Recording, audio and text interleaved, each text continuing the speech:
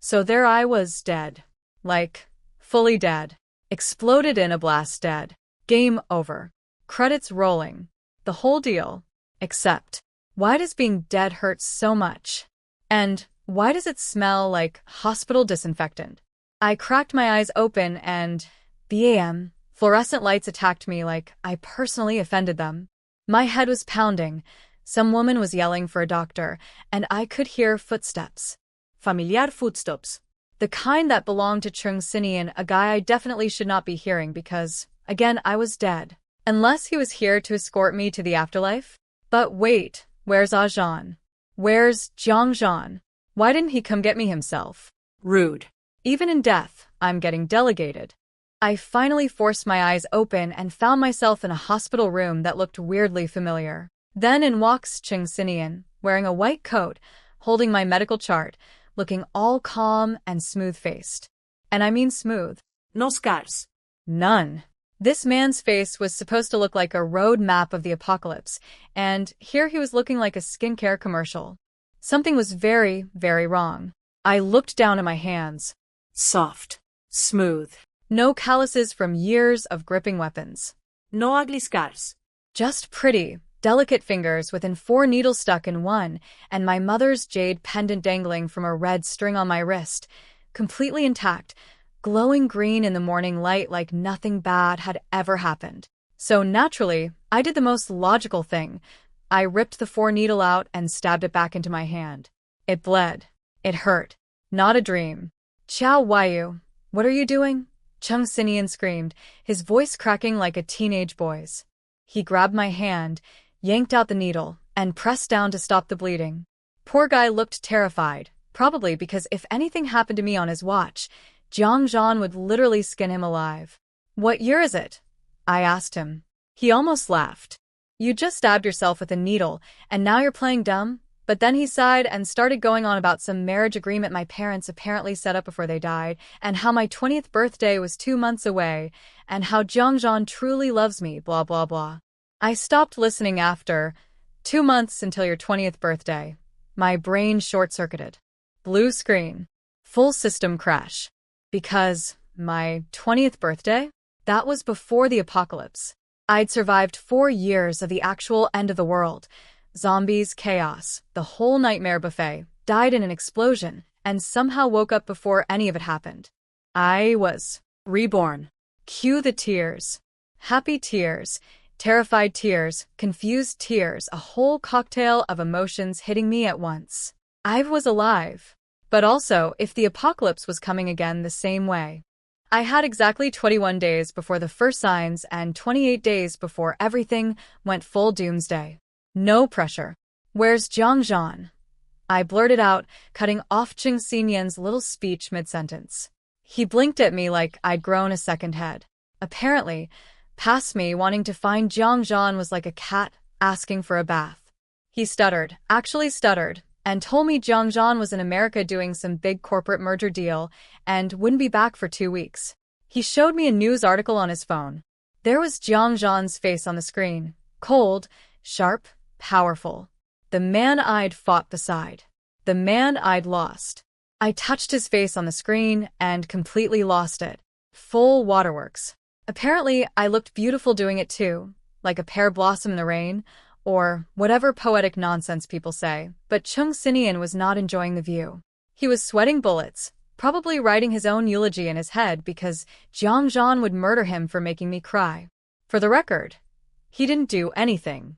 The man was 100% innocent. But try explaining that to an overprotective apocalypse survivor with anger issues. Every fiber of my being wanted to hop on a plane and fly straight to Zhangzhan. But no. Not yet. I had 28 days, a second chance at life, and absolutely 0 time to be impulsive. So I wiped my tears and said the only thing that mattered. I want to be discharged. Chung Sinian looked like he was about to faint. Chung Sinian tried his best to stop me from leaving the hospital. He really did. But I am a woman on a mission, and that mission does not include lying in a hospital bed while the apocalypse countdown timer is ticking. He caved, signed my discharge papers with the enthusiasm of a man signing his own death warrant, drove me home, and begged me to rest. If you don't take care of yourself, he said, next time we meet, it'll be in MY ward again. I smiled and nodded like a good patient. Then I walked inside and immediately sliced my palm open. Before you judge me, I had a very good reason. See, my mom left me this jade pendant, and I had a sneaking suspicion it needed my blood to activate. Like a magical fingerprint scanner, but Messier. The pendant was small, about thumb-sized, and honestly kind of weird-looking. It had a dark green square round ring on the outside, a smaller bright green jade bead in the middle, and a tiny hollow square in the center filled with what looked like tangled green vines. Very mystical. This is definitely not just jewelry. In my previous life, the apocalypse one, I'd heard rumors about people finding magical objects that could store stuff inside them, like a pocket dimension. Basically a real-life inventory system from a video game.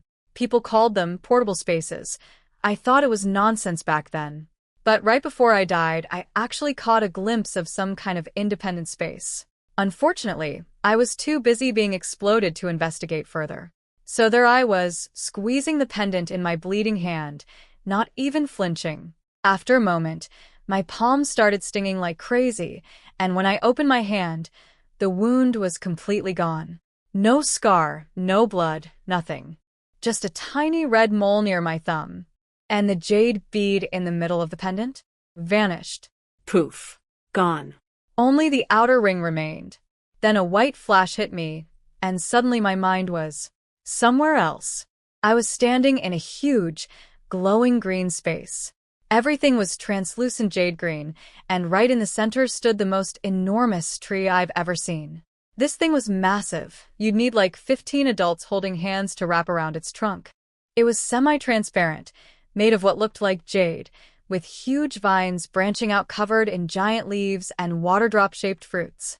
The vines spread out perfectly symmetrically, creating a natural floor that split the space into 2 levels. With the tree as the center axis, the whole area was divided into 4 sections, like a tic-tac-toe grid, minus the middle.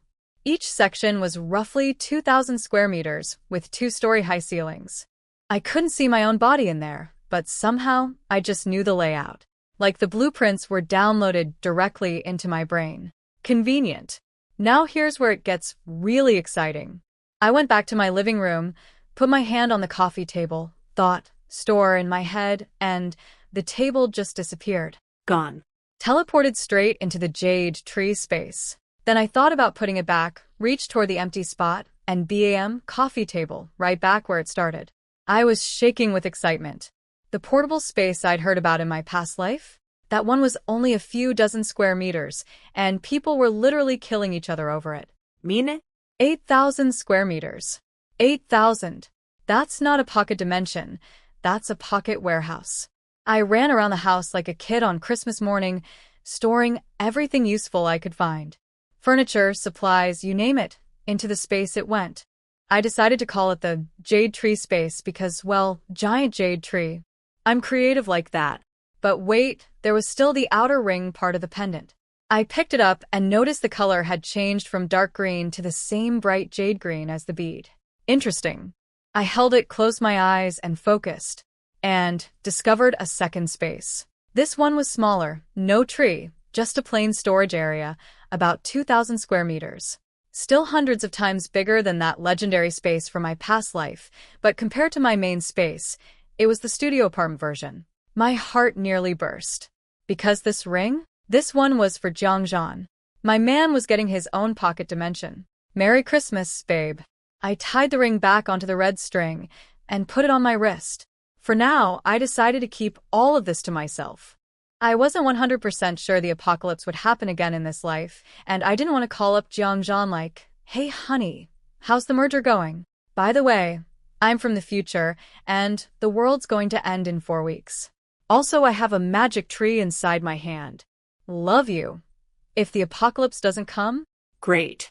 Jiangzhan lives his normal billionaire life, none the wiser. If it does come, well, at least one of us will have an 8,000 square meter supernatural storage unit full of supplies. First order of business. I sat down at my computer.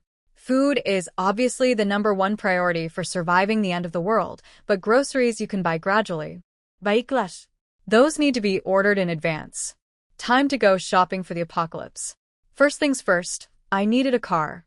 Not just any car, a tank on wheels. I looked up the Paramount Marauder online. This thing is an absolute beast. Over 6 meters long, built to survive landmines, bullets, and IEDs. I saw one in my past life during the apocalypse, and let me tell you, it earned that Marauder name. It was basically a mobile fortress with an engine. One problem, it's military only. And shockingly, the army doesn't have an add to cart button for civilians. So I settled for the next best thing. 2 Night 15 vehicles. Not quite Marauder level, but still built like a refrigerator that went to the gym. Bulletproof steel body, 64 millimeters thick bulletproof windows, explosion resistant. Basically the luxury apocalypse package. I paid in full, threw an extra for rush shipping, and the customer service rep practically fell over themselves. Money talks, and in this case it said, deliver my doomsday trucks in a week, please and thank you. Next problem, fuel. Turns out you can't just casually buy a swimming pool's worth of gasoline in this country. You need ID, there are purchase limits, and the gas station attendants will definitely ask questions if you show up with 50 barrels and a wild look in your eyes. So, if I can't buy it now, I'll just have to acquire it after the apocalypse starts. Listen, when zombies are eating people and society collapses, the concept of theft gets a little fuzzy. Survival rules, baby. I printed out detailed maps of S-City, grabbed a notebook, and started marking every single gas station I could find. Big ones, small ones, sketchy ones on the outskirts. All of them. If it pumps fuel, it got a dot on my map. By the time I finished, it was getting dark, and my stomach was staging a full revolt. I hadn't eaten all day because I was too busy being reborn and discovering pocket dimensions. I found some eggs, tomatoes, and dried noodles in the fridge, and made myself a bowl of tomato egg noodle soup. My cooking skills are, let's say, functional. But that bowl of noodles? I cried. actual tears. Because in the apocalypse, the fanciest meal you could hope for was a little wheat bran cake. Rough, bland, and slightly better than literal tree bark. Most people couldn't even get that. And here I was, eating fresh tomatoes and eggs like some kind of queen. I savored every bite. That's when it really hit me. I was actually back. This was real. After dinner, I was thirsty, so I pulled out the kettle I'd stored in the jade tree space earlier that morning. The water should have been stone cold by now. It had been hours. It was boiling hot. Steam hit me right in the face. Time doesn't pass Inside the space. Do you understand what this means? Anything I put in there stays exactly the way it was when I stored it. Hot food stays hot. Fresh food stays fresh. It's like having a pause button for reality. I immediately grabbed my phone and ordered a mountain of takeout. Meat, vegetables, rice, soup, the works. When it arrived, I tossed a small portion into the jade ring space and crammed the rest into the jade tree space. Instant, forever fresh apocalypse meal prep. Gordon Ramsay could never. It was past 9 p.m., and my head still hurt, but there was zero chance I was sleeping. What if this was all a dream? What if I closed my eyes and woke up back in the apocalypse, covered in scars, eating tree bark? No thanks. I'll stay awake. So I curled up on the couch and started studying the jade tree more closely. After staring at it for ages, I carefully plucked one of those giant water drop-shaped fruits. Now, inside the space, moving things only takes a thought, no physical effort. So I had no concept of how heavy this thing actually was. The moment I brought it out into the real world, holy mother, this single fruit weighed like 50 pounds. I nearly dropped it on my foot. It was translucent jade green, felt like a mango on the outside, and when I shook it, I could hear liquid sloshing inside. I grabbed a big 25-liter water jug, carefully poked a hole in the top of the fruit, and tipped it over. Clear liquid poured out, looked like water, but smelled faintly sweet. And as the liquid drained, the fruit actually shrank. By the time the jug was nearly full, the fruit had gone from watermelon-sized to fist-sized, like a magical juice box that deflates. Somehow, maybe because the tree and I are mentally linked now, I just knew the liquid was safe to drink. I took a sip. It tasted like the fanciest mountain spring water you've ever had, but with a mysterious floral sweetness. Absolutely delicious. This was huge. Water was the most precious resource in the apocalypse. People literally died over it. And I had a giant magical tree that produces unlimited clean water like a supernatural Brita filter. Water problem solved. I was so happy and thirsty that I chugged half a glass before moving on to examine the deflated fruit. The drained fruit had turned a darker green, totally opaque now. I squeezed it, something granular inside. I grabbed a knife and tried to cut it open, but the blade just slid right off like the fruit was coated in Teflon. Couldn't find a single point of entry. Knife. Defeated by fruit. So I did what any rational person would do. I just started squeezing it like a stress ball until something popped out. It was a seed. A tiny, pea-sized, jade green seed. I held it in my palm, wondering what on earth it was for. Could it grow into another giant tree? While I was pondering this, I felt something shift. A thread of green energy flowed from the jade tree space through my palm and into the seed. It cracked open, and a tiny jade green vine sprouted out, looking exactly like a miniature version of the vines on the big tree. No leaves, but at the very tip, a tiny green flower bud. I blinked. Was this thing about to bloom? So I had a magic seed sprouting a vine in my hand, and naturally, I wanted to see how big this bad boy could get. I focused my energy and kept feeding it through my palm like some kind of botanical battery. Bad idea. The vine grew taller and taller. The flower buds swelled to the size of a fist, and I started feeling like I donated blood, run a marathon, and skipped 3 meals simultaneously. Cold sweat, dizziness, vision going dark. My body was basically filing a formal complaint. I stopped before I passed out on my living room floor like the world's most pathetic plant mom. But here's the cool part. I could feel the vine now, like mentally. It was connected to my consciousness, and it felt affectionate. This half-meter-tall murder plant was giving me puppy dog vibes. Loyal. Obedient. Clingy even.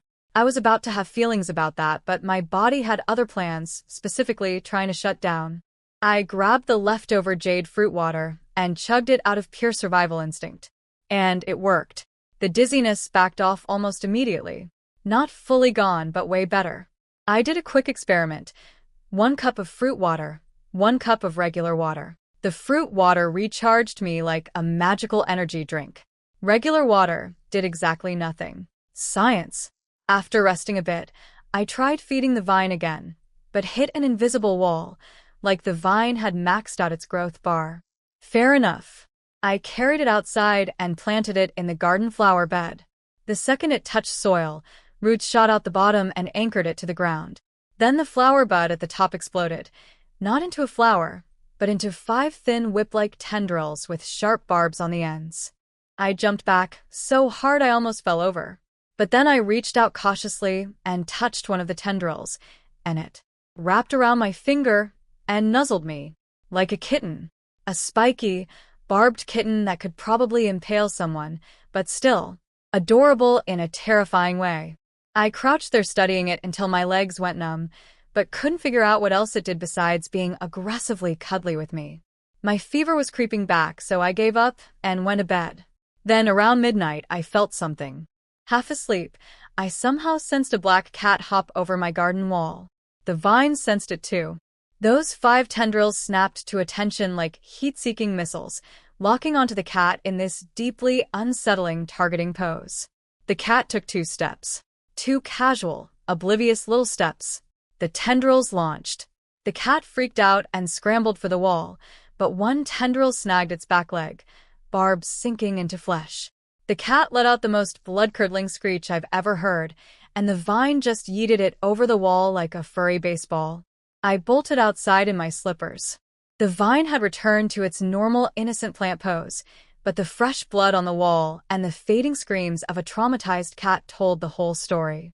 My plant is a security system, an autonomous security system with attack capabilities. Think of it as a motion-activated turret, except it's a vine and it throws cats. Anything gets close, warning mode.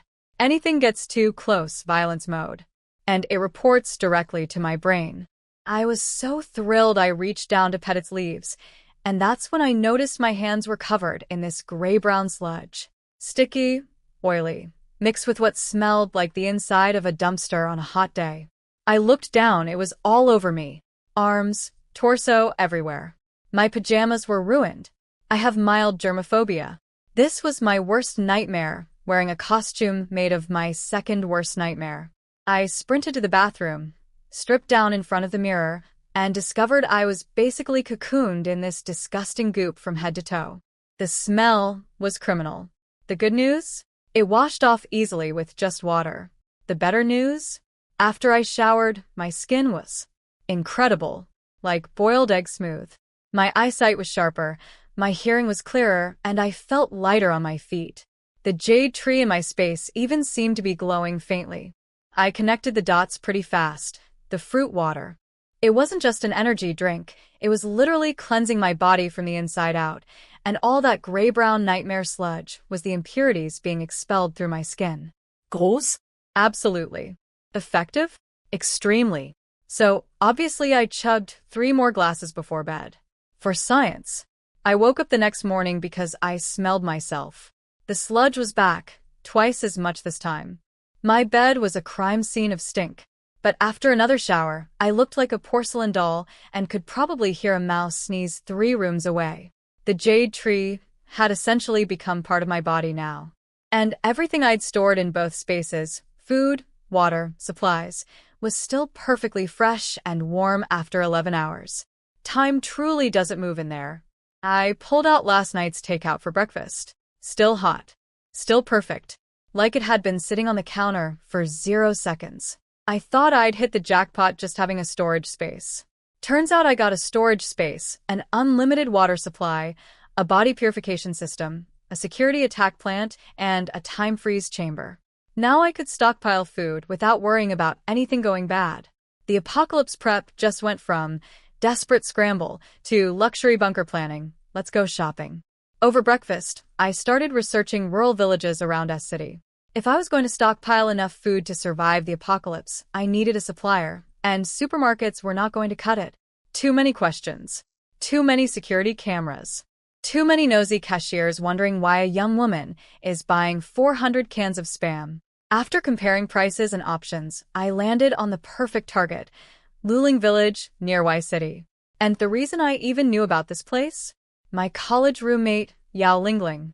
Lingling used to bring us homemade dried fruit and jerky from her village, and she'd always brag that Luling was basically a farming paradise.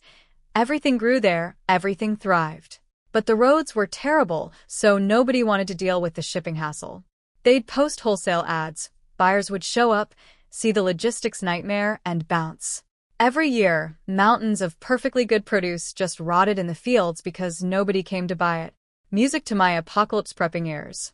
Luling Village, southern climate, year-round fresh produce, livestock in every backyard, and because they're so isolated, their pork prices hadn't skyrocketed like everywhere else.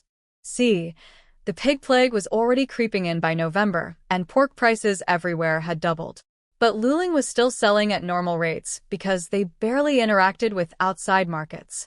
I needed to get in there and buy every piece of meat I could before January, when even live pigs would be too dangerous to eat.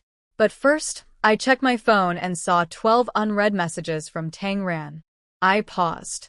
Tang Ran, my best friend from high school, the one who shared funny videos, sent me outfit recommendations, and seemed genuinely worried about why I hadn't replied in 2 days. So sweet, so caring, so fake. In my past life, I eventually learned the truth. Our friendship was a transaction. She got my gifts, my connections, my family's resources. I got her emotional support, which, looking back, was probably also strategic. The real Tang Ran was the one who screamed in my face during the apocalypse that I didn't deserve Zhangzhan. Classy. I looked at her messages with the emotional warmth of a frozen fish, didn't reply, and scrolled right past her. Instead, I found Yao Lingling's chat. It was winter break, so she'd be at her part-time restaurant job near campus. I sent her a message, and she responded almost instantly, surprised but happy to hear from me. I didn't waste time with small talk. I told her I had a friend whose supermarket had inventory problems and needed to bulk buy fresh produce and meat from Luling village. Big quantities. Whatever they had. Money was no object. But I wanted to inspect the goods first and needed an introduction to the village. Lingling was thrilled. She called the village chief right away, and within minutes we had a plan. Next Tuesday, she'd take me to Luling village herself. She even had a day off that day. Then came the most intense battle of the morning, not with zombies or monsters, but over who was paying for the bus tickets. Lingling insisted on buying them. I insisted harder. We went back and forth like two grandmothers fighting over the restaurant check until I finally won through sheer stubbornness and got her ID number to book the tickets. Food source, secured. Anxiety level, slightly reduced. Tuesday was 6 days away. In the meantime, I had a lot of shopping to do. Now, I couldn't exactly walk into a department store and fill 17 shopping carts with survival gear without someone calling the authorities. So, I did what any reasonable person preparing for the end of civilization would do. I went online. The internet is beautiful. No judgmental cashiers. No limit on quantities. No one asking, "Ma'am, why do you need 200 pairs of hiking boots?" I opened my shopping app and went feral. Clothing first. I picked 8 stores for women's for men's and bought 10 of every item in recommended sizes. Winter coats, summer shirts, everything. Because after the apocalypse, the weather goes completely insane. Scorching hot during the day, freezing at night, no seasons whatsoever. So heavy-duty down jackets and cotton t-shirts were the practical choices. For shoes, nothing but hiking boots and sneakers. Fashion is dead. Survival is the new runway. Then I hit the outdoor equipment stores. In my previous life, my outdoor knowledge was limited to hiking boots exist. Now, I could write a dissertation on the survival applications of every piece of camping gear ever manufactured. I found the highest-rated stores with the closest shipping warehouses and started buying everything in batches of 10 to 20. Except for portable gas stoves and fuel canisters, those I went absolutely nuclear on. 50 stoves per store. And every single gas canister they had in stock. Meaning? Clean them out completely. Store owners started messaging me one by one, politely asking if I'd accidentally added a few extra zeros to my orders. I assured them all, yes, I want all of it. Yes, I'm serious. Yes, please ship immediately. Rush delivery. The fastest option you have. They were falling over themselves to comply. When a customer drops that kind of money, nobody asks follow-up questions. I also ordered mountains of bottled water, medications, toilet paper, sanitary products, 5,000 water jugs, several thousand sets of disposable dishes and chopsticks, all marked rush delivery. For the next several days, I didn't leave the house except once to pick up my night 15. Everything had to be signed for in person, so I was basically chained to my front door like a very anxious receptionist. Thank God I live in a villa neighborhood where the houses are spaced far apart. If I'd been in an apartment complex, my neighbors would have staged an intervention. Or called the news. The real victim in all of this? The poor security guard at the neighborhood gate. Every single day, multiple trucks rolled up to my house loaded with packages. The guard had to log every delivery, watching in bewildered silence as truck after truck pulled through. I like to imagine him going home each night and telling his wife, "You won't believe what the girl in Villa whatever ordered today." I don't understand rich people. I don't think I ever will. Tuesday arrived and I met Yao Lingling at the train station at 6 a.m. The moment I stepped out of my taxi, she launched herself at me like a human cannonball and wrapped me in a bear hug. I froze, like a plank of wood with eyes. 4 years of apocalypse survival will do that to you. In the end times, if someone runs at you that fast, you stab first and ask questions never. But this was pre-apocalypse Lingling, not a zombie, so I awkwardly patted her back and pretended to be a normal person who understands affection. While we waited for the train, I was scrolling through my phone checking on Jiangzhan's news. I didn't notice the small crowd of guys across the platform staring at me, but Lingling sure did. Qiao, what skincare are you using? Your skin is literally glowing. You look like a fairy. Those guys over there have been staring at you for like 5 minutes. I'm embarrassed to stand next to you. I glanced at the guys with the enthusiasm of someone looking at a parking meter. No new skincare. Just sleeping better, I guess. Obviously, I couldn't tell her the truth. Oh, I've been drinking magic tree juice that purges toxins from my body through my skin in the form of stinky gray sludge, and now I'm basically porcelain. That would raise questions. Quick update on the fruit water situation. After I picked the first fruit, I panicked thinking the tree might be a one-and-done deal.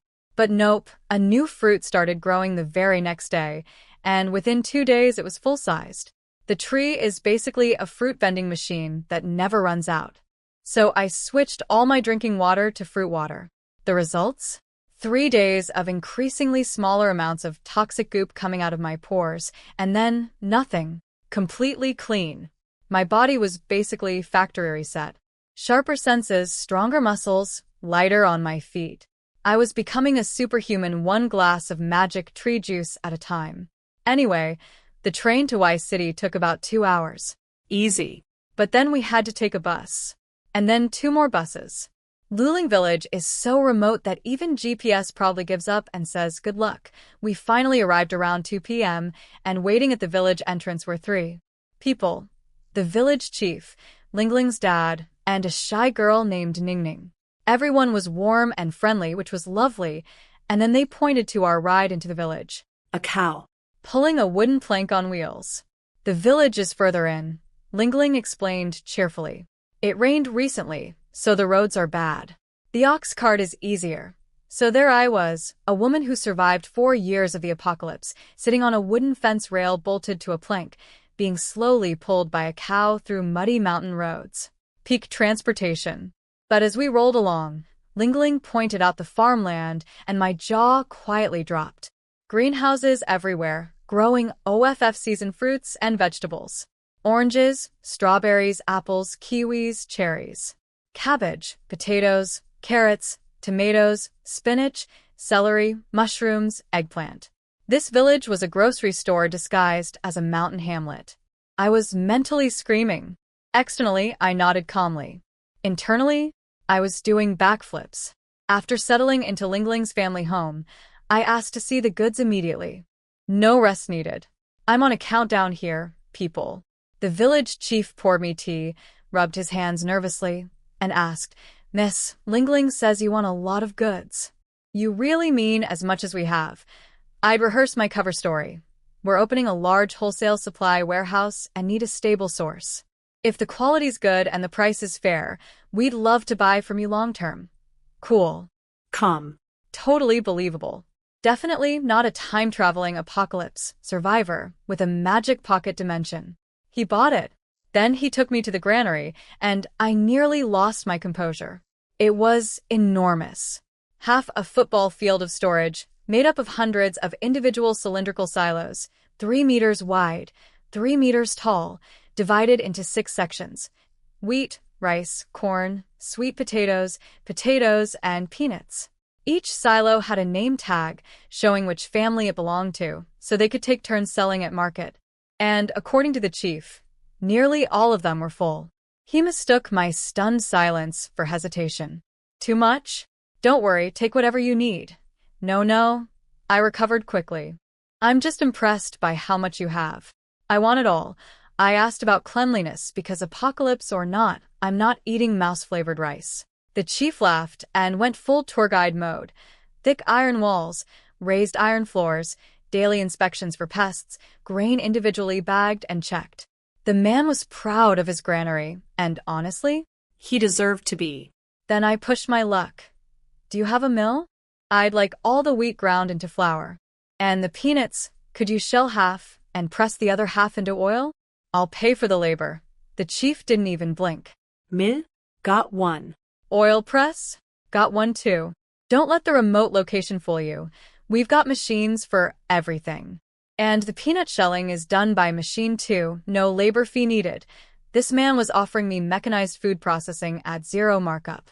In any city, someone would have tripled the price just for asking. But Luling Village runs on honesty and good vibes, and the chief had 0 interest in gouging me. I was falling in love with this village. Not romantically. Strategically. This was my apocalypse goldmine, and everyone in it was genuinely nice. After the granary tour, the village chief and Lingling took me to see the greenhouses and orchards. Grapes. Watermelons. Watermelons. In winter, this village was basically Costco if Costco was hidden in a mountain and run by the nicest people on earth. We hiked halfway up a mountain until we hit a stream at the village boundary. The chief pointed upstream and told me about Duanshan Waterfall, Broken Mountain Waterfall, which literally splits the mountain in two. The village water supply comes straight from it, and apparently you can drink it raw. He scooped up a handful and chugged it like a commercial. Lingling and Ningning were already slurping away. So I tried it too. Delicious. Not as good as my magic jade fruit water, obviously, but genuinely clean and sweet. Zero weird aftertaste. The chief was beaming with pride. Good water makes good crops. And across the river in the deep mountains, there's wild mushrooms everywhere. Tons of varieties. You want some? I'll send people to pick them. I love mushrooms. I have always loved mushrooms. So yes, absolutely, get me mushrooms. Get me all the mushrooms. I'll take everything, I told him. All the fruits, all the vegetables. If the village can spare it, I want it. The chief grinned so wide I could count his molars. Of course. We've been trying to sell this stuff for ages. By the time we finished touring everything, it was almost 8 p.m. After dinner at Lingling's house, the chief took me to see the livestock. I didn't need to visit every household. After a few, I could confirm none of the animals were contaminated yet. Green light. Buying. Here are the numbers for Luling Village. 106 families. Almost every family has 3 to 5 pigs and dozens of chickens. They rotate slaughtering just a few pigs each year for the whole village to share at New Year's, so most of these pigs have been living their best lives for years. The biggest one reportedly weighed 320 kilograms. That's not a pig, that's a small car. On top of that, 60-something families had cattle and sheep. The chief said everything was for sale except the working oxen. I did the math in my head. Pork was expensive right now, and beef and lamb weren't cheap either. I decided, all the chickens, all the cattle, all the sheep, all the eggs, yes. But only 200 of the 300 pigs. Gotta save some budget for other supplies. The chief mobilized the entire village. He split everyone into 3 teams: Team Harvest, Fruits and Vegetables, Team Butcher, Livestock, and Team Pack and Ship, Bagging and Transport to the granary. Mushroom collection was scheduled for right before I left, so they'd be as fresh as possible. Day 3, everyone was up at dawn working. I slept in, sue me, I've had a rough for years, and wandered over to the granary to help. They literally wouldn't let me lift a finger. You're a guest. Guests don't work. They shooed me away like I was a well-meaning puppy getting underfoot. And that's when the guilt hit me. Nobody in this village knows the apocalypse is coming. Nobody knows that in a few weeks, food will become more valuable than gold. And here I am, smiling and writing checks while I clean out their entire food supply. Sure, they all have personal stores at home, but in the end times, you can never have enough. I swallowed the guilt. I had to. To keep busy and useful, I hiked up to Duanshan Waterfall every day. I had 5,000 empty 25-liter water jugs from my online shopping spree, originally meant for tap water. But mountain spring water? Way better. I'd wait until nobody was around, pull 5 jugs out of my space, fill them up, store them back, repeat. The waterfall had serious flow, so within days I had all 5,000 jugs filled. That's 125,000 liters of clean mountain water, casually tucked into my pocket dimension. With my water project done, I started training, running up mountains every day, building stamina. My soul remembers being a hardened apocalypse warrior, but this body is still basically a college student who gets winded on stairs. The fruit water made me healthier than average, sure, but I was nowhere near my past life fitness level. The physical gains were slow, but I made a breakthrough with the jade seeds. I discovered the vine doesn't need to be planted in soil to attack. I can hold the seed in my hand and mentally command it to strike. It's fully thought-controlled. And as my body got stronger, the vines grew thicker and longer. Started at 0.5 meter, now pushing close to 2 meters. My attack plant was leveling up with me. After nearly 2 weeks, the village was finally wrapping up. The chief found me and said they'd be done in 2 or 3 days, and he was sending people to pick mushrooms that afternoon. Wild mushrooms, free of charge. I couldn't even smile about it. These people had been so impossibly kind. They rounded down on every weight measurement, shaving off the extras without a second thought. 1 or 2 times, no big deal, but across thousands of kilograms of goods, they'd saved me a small fortune without even trying. They weren't business people trying to squeeze profit. They were farmers who were just happy someone finally wanted their stuff. I've seen the worst of humanity. For years of apocalypse will show you every shade of darkness people carry inside them. I thought my heart had turned to stone. Turns out there was still a soft spot. I opened my mouth. The warning was right there. Stock up on food. Something bad is coming. Please keep more for yourselves. The words were on the tip of my tongue, but all I said was, "Thank you," and watched the chief walk away smiling. Later, I sat by the waterfall and typed a message to Lingling. Something vague, something that might make them save a little extra food. My thumb hovered over the send button. Would she even believe me? Hey, the world's ending in 3 weeks, maybe keep some rice. She'd think I was insane. And if she did believe me somehow, and the village kept their food, I'd lose the supplies I desperately needed to survive. I deleted the message. Character by character. I am not a saint. I never claimed to be. 2 days later, the great Luling village shopping spree was officially complete. The villagers had outdone themselves. Every piece of meat was skinned, drained, washed spotless, and packed into cotton cloth bags. Then, because these people are absurdly thorough, they dug out their old water storage vats, scrubbed them until they sparkled, and packed all the meat inside. 600 vats. 600. I casually asked if I could take the vats too, for easier transport. The chief didn't even blink. Sure. We've got wells now, don't need, everything, meat, grain, vegetables, fruit, eggs, mushrooms, was stored in a temporary warehouse the chief had built next to the granary. Winter temperatures on the mountain kept it all naturally refrigerated. These people thought of everything. When the final bill came in, 5,724,600 yuan. I'd done my own math. This was not just fair, it was below market price. By a lot. Because of course it was. Because Luling Village doesn't know how to rip people off. It's not in their DNA. I cracked open 2 suitcases. Village chief, I couldn't carry everything in cash, so here's 2 million to start. The rest comes tomorrow, when my transport team arrives.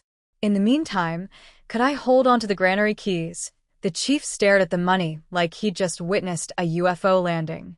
2 suitcases. Packed with cash. Brought by a 20-year-old girl on an ox cart. His brain needed a moment to reboot. Village chief. Huh? Oh, right. Yes, keys, here. 2 of them, both for the main gate. The little silos inside are unlocked. I forgot to give these to you earlier. Please don't be mad. He handed them over like a man in a trance. I pocketed the keys and told him my transport team would arrive tomorrow afternoon. He nodded and scurried off to distribute the money. He spent the entire evening in his office, dividing payments by household share, broadcasting on the village loudspeaker for each family to send a representative to collect their cut. The lights in his office didn't go out until nearly 10 p.m. Every villager who left was grinning ear to ear. I took a shower, said goodnight to Lingling's family, went to my room, and lay in the dark with my eyes wide open. At 2 a.m., I checked the clock by moonlight. The village was dead silent. I put on all black and slipped out like a ninja. A very guilty ninja. See, here's the thing. According to my past life timeline, the first signs of the apocalypse, initial day, would hit tomorrow. I had to get back to S City before then. There was no transport team coming. There never was. I was the transport team. I crept to the granary, unlocked the door, and started walking through. Thousands of bags of flour. Hundreds of barrels of peanut oil. Thousands of bags of grain. Thousands of crates of fruits and vegetables. As I passed each one, whoosh, straight into the jade tree space. Gone. Like a vacuum cleaner made of magic. Behind me, nothing but empty floor. Then I hit the temporary warehouse. 600 vats of meat. Hundreds of crates of eggs. All of it, whoosh whoosh whoosh, absorbed into my pocket dimension like it was swallowing a buffet. When I was done, both buildings were completely empty. I had just made an entire village's worth of food vanish into thin air in the middle of the night. If anyone had been watching, they would have called an exorcist. But I wasn't a thief. I'd paid for everything, and then some. I placed 4 black suitcases in the granary, right by the door where they couldn't be missed. 4 suitcases. 4 million yuan. That was nearly 2 million more than the remaining balance. The extra was my conscience tax. My "I'm sorry I can't tell you the world is ending" surcharge. I locked the granary, crept to the chief's house, and used my jade vine to silently reach over the roof and hang the keys on the inside door handle. Spy movie stuff. Plant-based spy movie stuff. Then I ran. The village roads were terrible in the dark, but once I cleared Luling's borders, I pulled my Knight 15 out of the space and drove like a woman possessed toward the train station. By the time I parked near the station at 5:30 a.m., I ducked into a hidden alley, confirmed no people and no cameras, and sucked the car back into the space. Made my 6 a.m. train with minutes to spare. Heart still pounding. On the train, I finally had a moment to organize. The Jade Tree space has 4 quadrants, so I set up a system. Top 2 sections for food and water, bottom left for clothes and daily supplies, bottom right for vehicles and consumables. After stacking and sorting everything from Luling Village, the food section was already 1/5 full. 1/5. From an entire village's output. This space is massive. Then I pulled out my phone and opened Lingling's chat. I typed, "Lingling, I've already left the village. I took everything. The money is in the granary. Keys are at the chief's place. Don't ask me anything and don't contact me again. If you trust me, don't come back to the city. Tell everyone to take their stored food home and reinforce your houses, especially the front doors." My thumb hovered over send. This was it. The closest thing to a warning I could give without sounding completely insane. Vague enough to dismiss. Specific enough to save lives if they listened. I pressed send. Then I blocked her number. Blocked her chat account. Everything. Gone. I collapsed back into my seat like someone had cut my strings. Back at the waterfall, I deleted the message. I told myself I wasn't capable of compassion. That I couldn't afford it. That I wasn't a saint. Turns out I'm not heartless either. Just a mess. A well-supplied, magically enhanced, emotionally compromised mess hurtling back toward the end of the world on a bullet train. No mercy in the heart, they say. But there was something. There was always something. I made it back to S City that afternoon. The second I walked through my door, ping, emergency alert on my phone. Citywide power and communications blackout warning. Exactly like last time. To the day. So the apocalypse is coming again. Cool. Cool. I'm fine. Everything's fine. At least this time, I'm not going in empty-handed with 0 supplies and 0 magical pocket dimensions. I hadn't slept since leaving Luling Village, and my body was screaming for rest, but I had one more errand to run. A very illegal errand. At 9 p.m., I went upstairs and put on my crime outfit. Black hoodie, black sunglasses, black face mask. The whole city was dark. No power meant no security cameras, but I wasn't taking chances. I looked like a very fashionable burglar, or a celebrity avoiding paparazzi at the apocalypse. I drove 30 minutes through pitch-black streets to a shop called Night Road, an outdoor equipment store on Mingi Road in the North District. Quiet street. No lights. No people. Perfect. Now, let me explain why I was robbing this specific store. In my past life, right after the apocalypse started, I traveled with a convoy for a while. The leader was the owner of the shop, average-looking guy, nothing special on the surface. I couldn't figure out why everyone followed his orders until he pulled out a Beretta 92F handgun and murdered 2 women who refused to let him assault them. That's the kind of person he was. And during one of his bragging sessions with his goons, I overheard him mention his shop name, its location, and the fact that he had a hidden weapons stash in the back. So yes, I was robbing a future murderer and rapist. My conscience was sleeping like a baby. The The front door had a smart lock with an alarm, so I pried off a Windows security bar and climbed in like a very determined cat. Flashlight out, hugging the walls, I crept toward the back looking for the hidden warehouse. I was fumbling along the wall trying to find the secret door when I heard footsteps from inside. Flashlight off, back against the wall.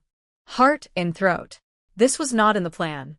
I started backing away, ready to bail, when the hidden door swung open. Pure instinct. I pulled a steel pipe out of my space and cracked it across his skull the moment he stepped out. Down he went. And yep, same face from my past life. Couldn't have happened to a nicer guy. I kicked him once to make sure he was unconscious, then darted into the warehouse. 60-something square meters of boxes. Wall to wall. Plus a bed. And a desk, so he was literally sleeping with his weapons. Romantic. On the desk, an open case with a tranquilizer gun and dozens of darts. Into the space. Every other box? Into the space. No time to peek inside. I just vacuumed up all 137 containers like a supernatural moving company. On my way out, I cleaned out the entire store too. Outdoor gear is gold in the apocalypse. Sorry not sorry, Night Road. I climbed back out the window and checked the time in the car. 20 minutes. The entire heist took 20 minutes. I felt like I'd been in there for hours. Quick inventory scan from the car. 125 black cases, 12 silver gray cases. The silver ones contained 4 Beretta 92F pistols, 2 UZI submachine guns, and 2 tranquilizer guns. The black ones? 25 cases of tranquilizer darts and 100 cases of 9mm ammunition. This man was running a one-stop murder shop. And now it was all mine. Karma's a beautiful thing. I sat in the dark car for a moment. The city was eerily silent, just pale moonlight on empty streets. I survived 4 years of apocalypse nights, and I still don't like the dark. Some fears don't care how tough you are. Time to go. But not home. I drove east, toward Yunming Mountain, the most exclusive neighborhood in S City. Mansions. Rich people. The Jiang family estate at the very top. Unlike the rest of the blacked-out city, Yunming Mountain was lit up like Christmas. Backup generators, obviously. Rich people problems require rich people solutions. Here's the weird part. The electronic gate at the entrance just opened for my car. No buzzer. No intercom. No, who are you and why are you here at midnight? Just beep, welcome in. I drove all the way to the top without a single checkpoint stopping me. Straight to the Jiang family mansion. And then I saw the door. I slammed the brakes so hard the tires screamed. The front gate of the Jiang mansion was reinforced steel plate. Military grade. The exact same type of fortified door that survivor bases used in the apocalypse. The kind of door you install when you know what's coming. But this was before the apocalypse. Why would the Jiang family have a post-apocalyptic security door right now unless my pupils contracted to pinpoints? Unless Jiang Zhan came back too. He was reborn. Like me. He knew. But then, why didn't he come find me? Did he not want me anymore? Did something change? Was he angry? Did he forget? Did he? My legs turned to concrete. I couldn't move forward. Couldn't move backward. I just stood there in front of that massive steel door like a lost child who wandered too far from home and forgot which way was back. And then the door opened. Slowly. Like the world was holding its breath. There he was. Jiang Zhan. His eyes locked onto mine and didn't let go. The way he looked at me, burning, obsessive, desperate, hungry, like I was the only real thing in the entire universe. "Ah, you," he said, his voice cutting through the silence like a blade wrapped in velvet. "Did you come to find me?" I couldn't speak. How long had it been since I'd seen him like this? Alive. Whole. Not covered in blood and battle scars. Not dying in front of me. Just him. Joy. Guilt. Longing. Fear. Every emotion I'd ever felt in 2 lifetimes crashed into me at once like a tidal wave hitting a teacup. My brain short-circuited. My heart went into overdrive. And all I could do was stand there, staring at the man I'd crossed death itself to see again. Standing there in front of him, My brain decided this was the perfect moment to play a highlight reel of every time I'd ever met Jiangzhan. Thanks, brain. Very helpful during an emotional crisis. Meeting 1, I was 7, he was 11. Our moms were besties. My mom said, "You be a good girl and go play with this big brother." So I smiled, held his hand, showed him my favorite flowers, offered him my favorite candy, and he bit me. On the wrist. Like a feral animal. I cried for 30 minutes straight. Great first impression. Really nailed the future husband audition. Meeting 2, I was 12, he was 16. He showed up covered in blood, grabbed my hand, and collapsed at my feet. I was so traumatized I had nightmares for weeks and ran a fever for 3 days. Took me half a month to recover. This man's love language is apparently cardiac events. Meeting 3, his coming-of-age ceremony. His grandfather gave him the Jiang family's official heir seal in front of everyone. Very prestigious. Very formal. And I was in the back, secretly stuffing strawberry cake into my mouth like a gremlin when I looked up and made direct eye contact with him on stage. Nearly choked to death on cake. In public. At a fancy ceremony. Meeting 4. My 17th birthday. I was heading out to meet friends when he ambushed me in an alley, grabbed me, and shoved me into his car. He didn't say a single word. Didn't do anything. Just sat there. And I was so terrified I curled up in the corner and sobbed. He tried to give me a box, probably a gift, and I slapped it out of his hand onto the floor. After that, nothing. Radio silence. I didn't see him again until 3 years into the apocalypse, when we reunited in H City. And then he was different. He took care of me. Protected me. When I was captured and dragged to some nightmare laboratory, he came for me, face white as paper, barely holding himself together. And at the very end, when we were both dying, riddled with wounds, he still dragged himself to my side, held me, and kissed me gently. You don't be afraid. Those were the last words I heard before I died. Every version of his face, the cold one, the gentle one, the patient one, the one that looked at me like I was his entire world, they all crashed together in my mind at once. And here he was, alive. Standing right in front of me. Real. He asked again, quietly, like he was afraid of the answer. "You? Did you come to find me?" His voice cracked slightly, rough and dry, and it went through my chest like a knife. I broke. I stumbled forward and threw myself at him, wrapping my arms around him so tight I probably bruised something, and I just wailed. Full ugly cry. Snot and tears and gasping for air, ugly cry. The kind of crying that makes dogs howl in sympathy. He went stiff as a board the moment I hit him. Because in his mind, in all his memories, I was the girl who was terrified of him. The girl who slapped away his gifts. The girl who cried when he was in the same room. And now that girl was clinging to him like a koala in a hurricane. But then, slowly, carefully, he raised his hand and touched my back. Testing. Waiting for me to flinch. When I didn't pull away, he wrapped his arms around me properly, and I could feel his whole body relax like he'd been holding his breath for 13 years. You, what's wrong? Did something happen? I shook my head, choking on sobs. I'm sorry. I'm sorry. Jean, I'm so sorry. Why are you apologizing to me? I couldn't explain. How do you say, "I'm sorry I spent our entire youth being terrified of you when you were just a socially disastrous boy who loved me," between hyperventilating sobs. I just held on tighter, because my stupid traumatized brain was convinced that if I let go, he'd disappear. That this was all a trick, that I'd blink and be back in the apocalypse, and he'd be dead again. The headache that had been building all night turned into a screaming migraine. My ears started ringing. My body went limp. And then lights out. I fainted. In his arms. Like a Victorian maiden who saw an ankle. Apparently, Jiangzhan nearly had a heart attack.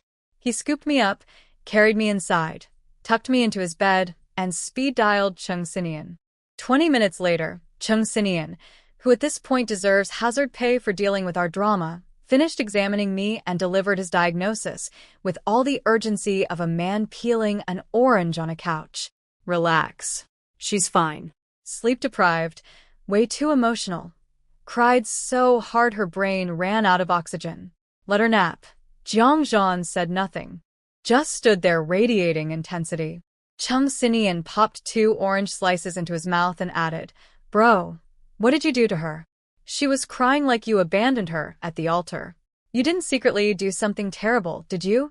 Jiang Zhan gave him a look so cold it could have flash frozen the orange. Chung Sinian nearly choked to death. Again. This man's survival rate around us is genuinely concerning. After recovering from his near-citrus death, Jiang Zhan said quietly, She hugged me. Chung Sinian choked again. What? Cough did you say? Cough cough. Qiao Yu hugged. You, because yes, everyone who knows us knows that I, Qiao Yu, have historically treated Jiang Zhan with the same warmth and enthusiasm as a cat treats a bathtub. So me voluntarily making physical contact was basically a sign of the apocalypse, which, coincidentally, was also happening. Chung Sinian finally recovered enough brain cells to ask the actually important question. Aren't you having her followed? Nothing unusual. Jiang Zhan thought about the 17 truckloads of survival gear I'd been ordering all week and said nothing. His expression, however, said everything. Then, out of nowhere, New Year's is coming. Move back in here. And don't go to the hospital anymore. Chung Sinian blinked. But I still have patience. Jiang Zhan stared at him with the intensity of 1,000 suns. Right. Yes. I'll finish my appointments in 2 days and then take vacation. Immediately. You're the boss, smart man. When Jiang Zhan tells you to come home, you come home.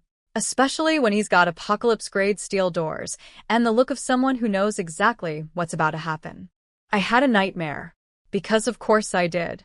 Little Jiang Zhan, locked in a dark room, no matter how much I screamed his name. Then the scene shifted to the lab from my past life. Me on one side of the glass, him on a hospital bed inside, unconscious. I'm pounding on the glass, screaming, and then the walls drop and thousands of mutants flood in from every direction, swarming toward him. I watched him disappear under a sea of monsters while my fists did absolutely nothing to that stupid glass. Sean. I bolted upright in a dark, unfamiliar room. Curtains drawn. Everything shadowy. My voice was shot. I could barely croak. I threw off the blankets, ready to sprint out and find him, when a hand reached out of the darkness and stopped me. A small wall lamp clicked on. There he was, sitting in a chair right next to my bed, watching me. He'd been there the whole time. The nightmare was still clawing at my brain. I didn't think. I just launched myself at him, climbed right into his lap, wrapped both arms around his neck, pressed my face into the curve of his throat, and clung to him like a baby koala who just learned about gravity. He went rigid for exactly 1 second. Then his arms came around me and locked tight. Let me paint you a picture of what was happening inside Jiang Zhan's head at this moment. Imagine a man who has loved the same girl for 13 years. 13 years of her running away from him, crying when he got too close, literally slapping gifts out of his hand. And now that girl is sitting in his lap, nuzzling his neck, clinging to him like he's the last lifeboat on the Titanic. He was losing his mind. Externally, cool as ice. Internally, a Category 5 emotional hurricane wrapped in a straitjacket. Why don't you sleep a little more? He murmured, voice soft as a feather. I'd only been out for 2 hours. I shook my head against his neck. I had a nightmare. He stroked my hair. It's okay. Dreams aren't real. Oh, if you only knew, buddy. He tried to get me to go back to sleep. I refused. He tried bargaining. We don't have to sleep. Just lie down for a bit. I finally nodded, because even apocalypse survivors can't resist good negotiation tactics. He picked me up like a child, one arm around my waist, the other under my legs, and set me gently back on the bed. Then he tried to tuck me in and leave. I grabbed his hand. He looked up. I was staring at him with my big, still wet eyes, and I scooted over on the bed. Just a little. Just enough to make room. Did you want me to lie down with you? He asked, his face carefully neutral but his eyes burning. My face went red. I looked away, but I nodded. To understand how insane this was, Qiao Yu, the girl who once cried for 30 minutes because this man existed in the same room as her, was now blushing and asking him to share a bed. If Chung Sinian had witnessed this, he would have needed medical attention. Again, Jiang Zhan took off his shoes and lay down beside me with the careful precision of a man defusing a bomb. He kept his hands to himself. He controlled his breathing. Every muscle in his body was screaming to pull me close, and he was white-knuckling his self-control like his life depended on it. 13 years of loving someone who is afraid of you will teach you patience. The man had the restraint of a monk and the yearning of a volcano. But I had no such restraint. The second he was horizontal, I wrapped myself around him again. Arms around his neck. Face in his neck. Forehead nuzzling under his chin like a kitten looking for warmth. Somewhere deep inside Jiang Zhan, a man was screaming. "Be good, Yu," he said through what I'm pretty sure were clenched teeth. Sleep. "I'm right here. I'm not going anywhere." The room went quiet. I'd calmed down by now, but sleep was the last thing on my mind. That steel door at the entrance was screaming at me. I needed answers. "Zhan, are you asleep?" I whispered. He opened his eyes, took my hand, started gently rubbing my fingers. No. "What is it?" I held his hand tighter. "I have something to ask you. Go ahead." He kissed the top of my head. Casual, like he'd been doing it forever. I sat up, looked him dead in the eyes. "Zhan, why did you change your front door to steel plating?" He sat up too, leaning against the headboard. "For safety." Then, after a pause. "Yu, did you also dream about something?" My brain went bzzz. He said also. He said dream. He knows something. Dream? I grabbed his hands. "Zhan, what did you dream about?" My face was white. My eyes were wild. And Jiang Zhan, brilliant, observant, terrifyingly perceptive Jiang Zhan, looked at my panic, thought about the truckloads of survival gear I'd been hoarding for weeks, and put it all together in about 2 seconds. She knows. He stopped hiding. 2 weeks ago, I started having the same dream every night. People dying and coming back as monsters, biting other people, turning them into monsters too. My blood ran cold. "At first I thought it was just a strange dream," he continued. I ignored it, but on the 3rd night, I dreamed about an earthquake in G City. The next afternoon, G City had an earthquake. Same epicenter. Same magnitude. Same time. Exactly like the dream. He didn't just have a vague feeling. He had prophetic dreams. Specific, verified, down-to-the-minute prophetic dreams about the apocalypse. So, we were both armed with future knowledge. Different flavors, I lived it, he dreamed it, but the same terrifying destination. 2 time-crossed idiots lying in bed together, holding hands, finally realizing they were both preparing for the end of the world. Separately, like fools. We could have been a team this whole time. So, here's the thing about Jiang Zhan's situation. He wasn't reborn like me. He got the budget version, prophetic dreams. Same apocalypse, different delivery method. Like I got the full director's cut Blu-ray, and he got the trailer. I couldn't stop crying. Shocker. I grabbed his hands and choked out. "Zhan, those aren't dreams.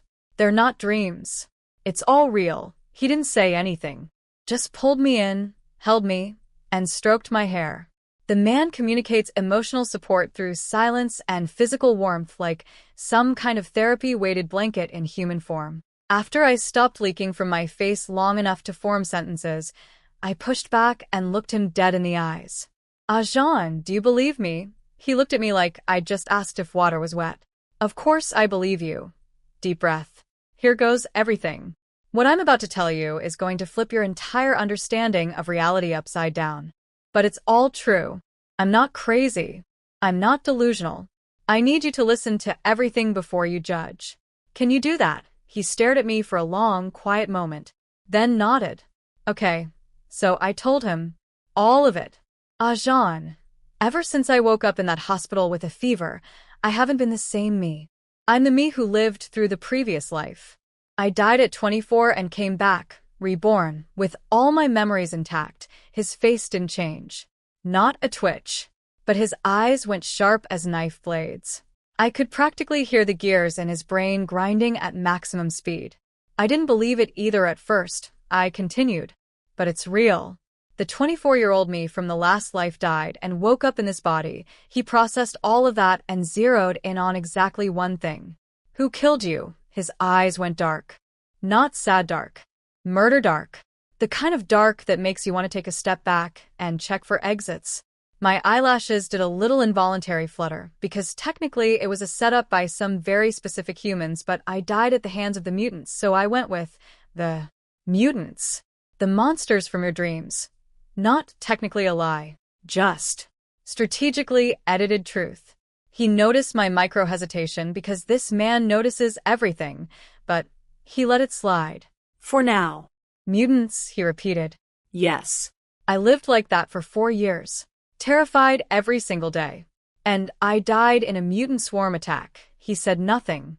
Just kept gently rubbing my hands.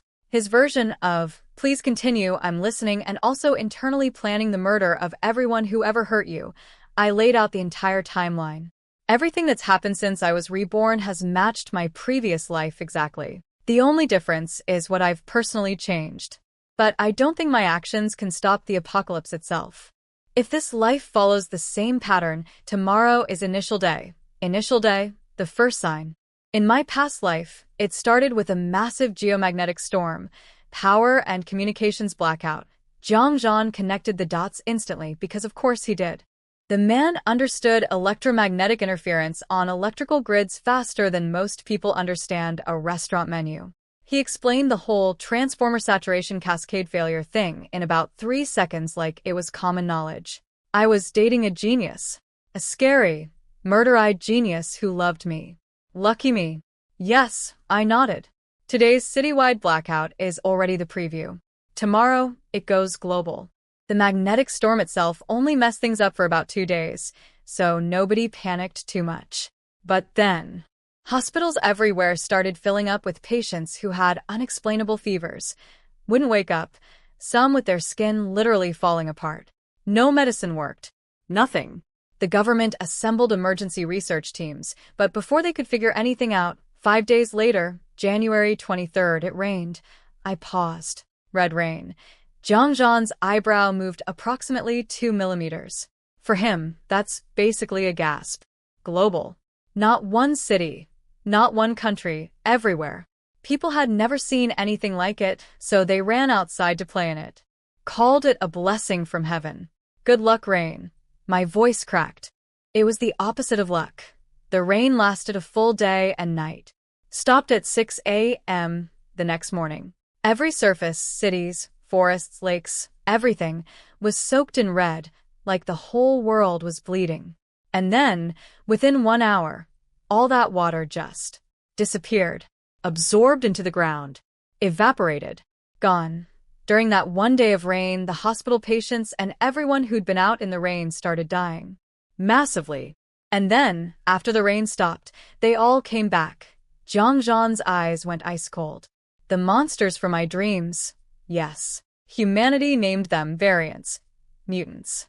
They kept their faces, but grew long fangs. Gray eyes. Yellow blood. All body hair gone. Skulls grotesquely bulging in the back. Hard as steel. Arms elongated. Nails black and sharp as claws.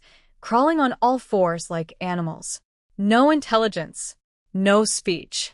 They eat living humans. They bite on sight. They can punch through a person's chest and rip out organs with bare hands. And if their blood or bodily fluids touch an open wound, you're infected. You become one of them. I was on a roll now. Couldn't stop. And it wasn't just humans. Animals and plants mutated too. Imagine 2-meter-tall bushes. Cats the size of lions. Some changed shape entirely. The mutated ones that turned aggressive would kill humans, and the dead humans became more mutants. An endless, expanding cycle of horror. After the full outbreak, everything humans depended on was contaminated. Living space shrank drastically. Governments worldwide declared emergencies. Militaries set up survivor bases. But it was like trying to stop a tsunami with a paper towel. I sighed. Heavy. But there were some lucky ones. A small number of people whose genes were altered by the virus in a good way. They awakened special abilities. Powers. They could actually fight back. These people were called deviants. Did you dream about that part? He shook his head and gently tucked a strand of hair behind my ear. Were you one? A deviant? I leaned into his touch. Managed a small, tired smile. Yeah. I was a nature-type deviant. My power was ice. Just a girl, sitting on a bed with her reborn/prophetic dream boyfriend, casually mentioning she used to be an ice-powered, mutant-fighting superhero in a past life. Normal Tuesday night stuff. I leaned into Jiangzhan's chest and started explaining the apocalypse like a professor giving the world's most depressing lecture. So the National Research Institute categorized all deviants into 3 types based on their abilities: enhancement, nature, and hybrid. Jiangzhan listened in silence. The man could sit through a PowerPoint presentation about the end of humanity without blinking. Truly built different. Enhancement types are the most common, people whose bodies got supercharged in specific ways.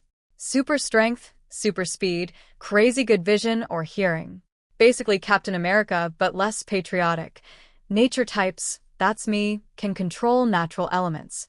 Water, fire, ice, wind, lightning. Way rarer. Like 1 in several thousand. Which means every survivor base either wanted to recruit you, kidnap you, or eliminate you as a threat. Fun times. Then there are hybrids. These are the weird ones. Remember how I said mutated animals and plants eat people? Well, sometimes the person doesn't die. Instead, they fuse with the creature that ate them and come out the other side with that creature's mutant abilities. So you've got animal hybrids, people who survived being eaten by mutant animals, and plant hybrids, people who survived being eaten by mutant plants. Yes, eaten by a plant. And survived. The apocalypse is wild. But there's one more category, I said, sitting up and looking straight into his eyes. Technically classified under enhancement, but so rare it makes nature types look common. These people can sense everything within hundreds, even thousands of meters. And they can attack someone's mind. Silently. Invisibly. Destroy a person's sanity without lifting a finger. I paused. Let it land. This type is called mental. I stared at him. He stared at me. The silence stretched. Then, out of nowhere, he asked, you? What happened between us in the past life? My brain screeched to a halt like a car hitting a wall.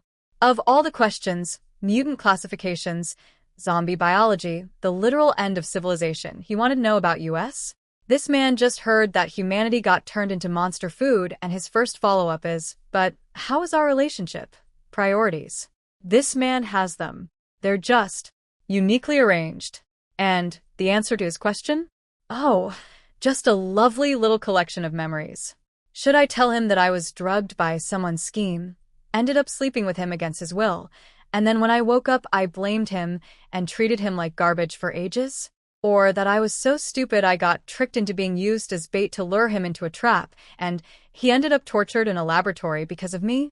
Or maybe the grand finale, how I was set up and thrown into a mutant swarm, and he dragged his broken, barely alive body to come save me, and we both died together? Yeah. no. I was not telling him any of that. Not tonight. Possibly not ever. 2 tears rolled down my face, and I threw myself at him. Jean, don't ask. Please don't ask. I'll tell you later. I promise. Just. Later. I was shaking so hard my teeth were chattering. He held me tight and immediately backed off. Okay. I won't ask. I won't. It's over now. You're safe. He stroked my hair and whispered soft things until I slowly stopped sobbing. Then, still sniffling into his shirt like a disaster, I started rambling. Jean, we need to prepare supplies. I already bought a bunch of food and clothes and daily stuff. And 2 cars. And I got some weapons too. But I can't buy gasoline or diesel in bulk. And we need a marauder. Those are really useful in the apocalypse. I was a mess. Total stream of consciousness. Zero structure. Just anxiety pouring out of my mouth in random order. He kissed the top of my head. Don't cry. Leave it all to me. For words. And just like that, half my stress evaporated. This man had been preparing too. He had resources. He had connections. He had an entire corporate empire. The things I couldn't get, military vehicles, bulk fuel, were probably a phone call away for him. I blushed a little, and nuzzled his neck. Then I remembered something important. Oh. One more thing. I untied the red string from my wrist, took his left hand, and placed the jade ring in his palm. Don't ask questions yet. Something really bizarre is about to happen, and I need you to not freak out. Just know that I would never hurt you. Before he could respond, I pulled a jade seed out of my space, which, from his perspective, I literally materialized from thin air like a street magician, grew it into a vine, and used the barbed tendril to slice his palm open. It'll sting a little. Bear with me. Blood pooled in his hand, dripping onto the sheets. I waited for the jade ring to react. And waited. And waited. Nothing happened. Why isn't it working? Cold sweat broke out on my forehead. When I did this, the ring absorbed my blood instantly.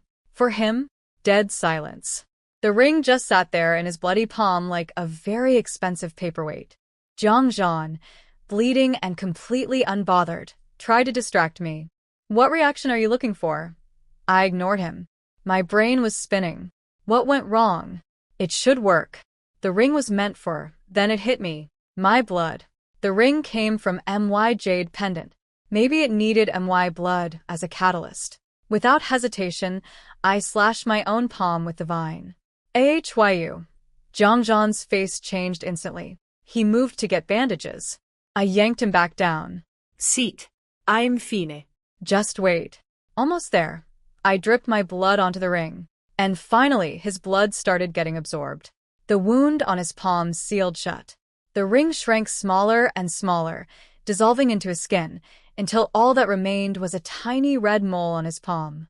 His eyes fluttered closed. The dizziness. I recognized it immediately. What do you see? I whispered eagerly. Tell me. Eyes still shut, brows slightly furrowed. Zhang said slowly. A green. Empty room, yes. It worked. My man now had his own pocket dimension. Welcome to the Magical Storage Space Club, babe. Membership fee. 1 bloody palm and a complete suspension of disbelief. Yes. It worked. We did it. I lunged at Zhang for a celebratory hug, and he grabbed my arm mid-launch. He was staring at my palm. The cut I'd made was deep and still bleeding everywhere. His face went from mildly concerned to we're going to the emergency room right now in about half a second. Before I could protest, he scooped me up like a sack of emotional potatoes and started marching toward the door. No. I have bandages. I have medicine. It's fine. I flailed in his arms like a cat being taken to the vet. He reluctantly stopped. I pulled bandages and antiseptic out of thin air, literally from my space, and he sat down to wrap my hand with the intense focus of a surgeon, while I cheerfully explained the whole jade tree space and jade ring space situation. To demonstrate, I pulled out some snacks from my space and had him practice storing them in his. We sat there passing chips and cookies back and forth between pocket dimensions like the world's most surreal game of catch. And then, breakthrough discovery. Our spaces can connect. Through physical contact, we can transfer items between our spaces. The only exception is jade fruits. I have to pick those myself and then hand them over. But everything else? Touch hands, think, transfer, done. This is amazing. I squeezed his hand, beaming. Moving supplies will be so much easier now. He stroked my hair, lifted my bandaged hand, and gently kissed my palm. Don't ever hurt yourself again. It hurts me to see it. I looked up and met his eyes. They were so full of tenderness and pain that my nose stung. And yep, waterworks. Again. I swear I've cried more in the past 12 hours than in 4 years of apocalypse combined. But this time I wasn't crying because I was sad. I was crying because I was angry at myself. This man had loved me with every fiber of his being for 13 years, and I'd been too blind, too scared, too stupid to see it until we were literally dying together. He saw my tears and immediately panicked. What's wrong? Did I hurt you? Is it the bandage? Did I press too hard?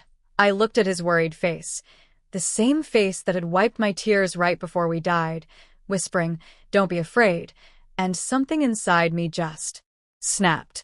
I kissed him. No build up. No warning. Just grabbed his face and planted one right on his lips. He froze. Complete system crash. Blue screen of boyfriend. For 2 whole seconds, Jiang, the man who runs a corporate empire and probably hasn't been caught off guard since birth, had absolutely no idea what was happening. Then he felt me starting to pull away. And Jiang decided that was not going to happen.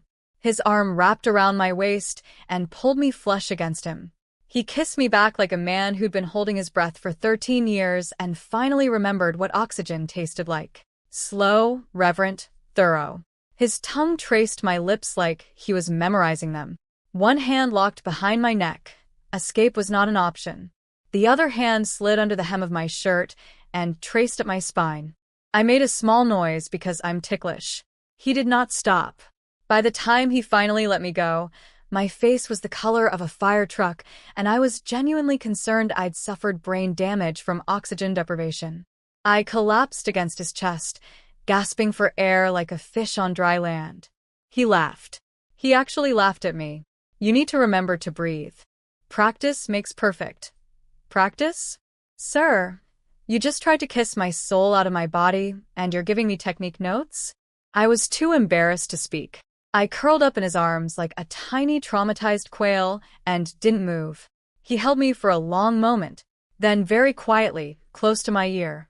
Yu, does this mean our marriage arrangement is official now?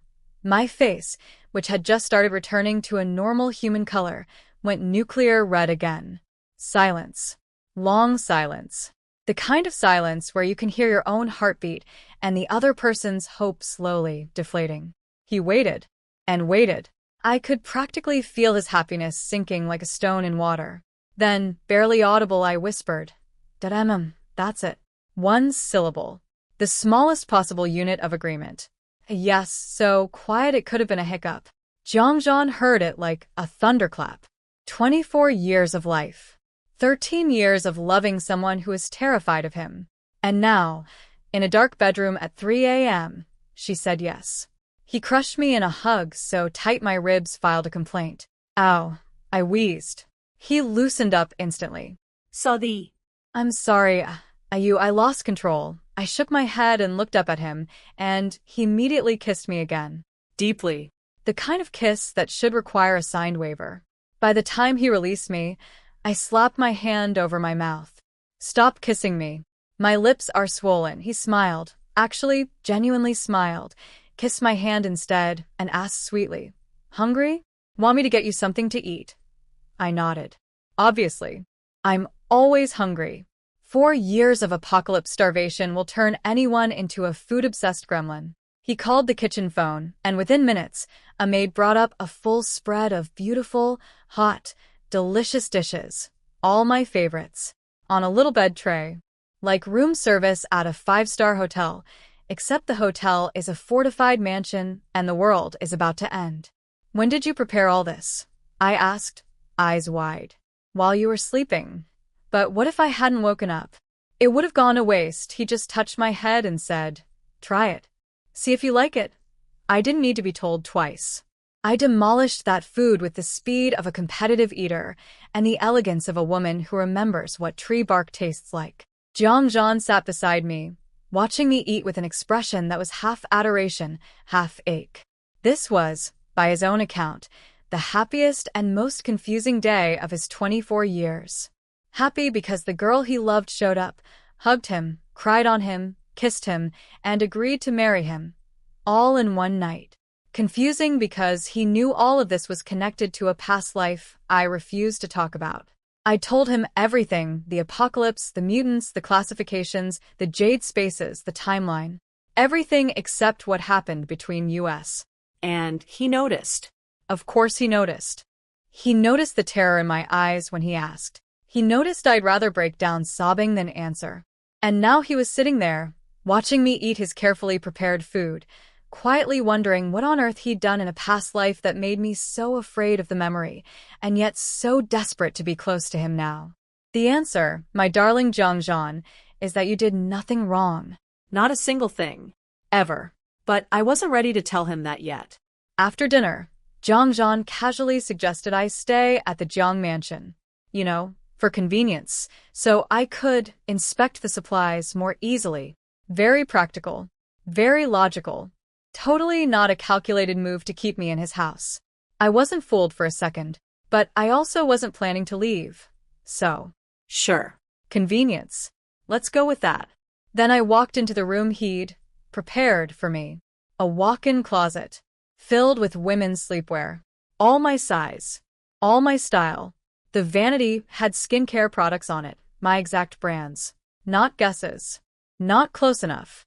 The precise products I use, down to the specific lines. This man hadn't prepared a guest room. He'd been building a girlfriend's suite. For who knows how long. While having me surveilled with the thoroughness of a federal investigation. I'd known he was having me followed and researched, but I didn't realize his intel was this detailed. He knew my clothing size, my aesthetic preferences, and my moisturizer. That's not surveillance. That's devotion with a side of stalking. Romantic stalking. The kind that comes with Egyptian cotton sheets and la mer on the vanity. I grabbed a white cotton nightdress and was about to settle in when I realized I forgot Qiao give him the fruit water. The magical body cleansing, impurity purging, super juice. How did I forget the most important drink of the apocalypse? I grabbed 2 water bottles.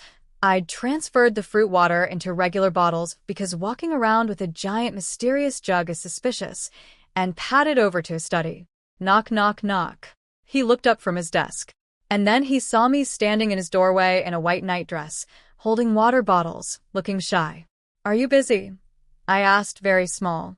Something flickered in his eyes. Mild annoyance? Not at me, but at the fact that I was being so timid in his own house. He shook his head. No. Why are you standing there? Come in.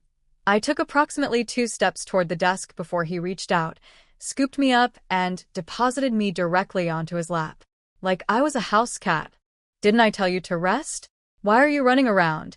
His breath was warm against my ear. My face caught fire. I held up the bottles with the dignity of a very flustered delivery person. I came to bring you fruit water. I put the bottles down, took his hand, and started transferring a few cases into his space while explaining the whole detox process. You'll wake up tomorrow covered in gross gray-brown sludge. Don't panic. It's your body purging toxins. Takes 2 or 3 days. After that, just keep drinking it regularly. I'll give you a few cases to start. Tell me when you need more. He kissed my ear. Okay. I'll drink it tonight. I smiled like an idiot and picked up some papers from his desk. His handwriting was sharp and elegant, a supply list, meticulously organized. Clothing, food, shelter, transportation, all categorized. And every single brand name listed? My favorites. My preferred brands. For everything. He wasn't just prepping for the apocalypse. He was prepping for MY apocalypse. Custom-tailored survival, Qiao Yu edition. Then I felt his hand settle on my bare knee, warm, gentle, because he'd noticed my legs were cold. He was writing doomsday supply lists and keeping my knees warm at the same time. My nose started stinging. Oh no. He looked over when I went quiet, saw my red eyes, and immediately tensed. What's wrong? Did I miss something? Is there a brand you don't like? I shook my head, turned around, wrapped my arms around his neck, and pressed my forehead into his shoulder. No. It's perfect. I like everything. I'm just Sad. Why sad? Did I do something wrong? I'm sad for you. I was so terrible to you before. He looked at me like I was the only star in a pitch-black sky. It doesn't matter. No matter what, I love you. My ears turned red. This man had absolutely no filter. No build-up. No softening. Just raw, uncut, weapons-grade romantic honesty delivered at point-blank range. I was not equipped to handle this level of directness. Then he cupped my face, eyes burning, and asked, Ayud, you love me? I bit my lip, whispered, and then bolted.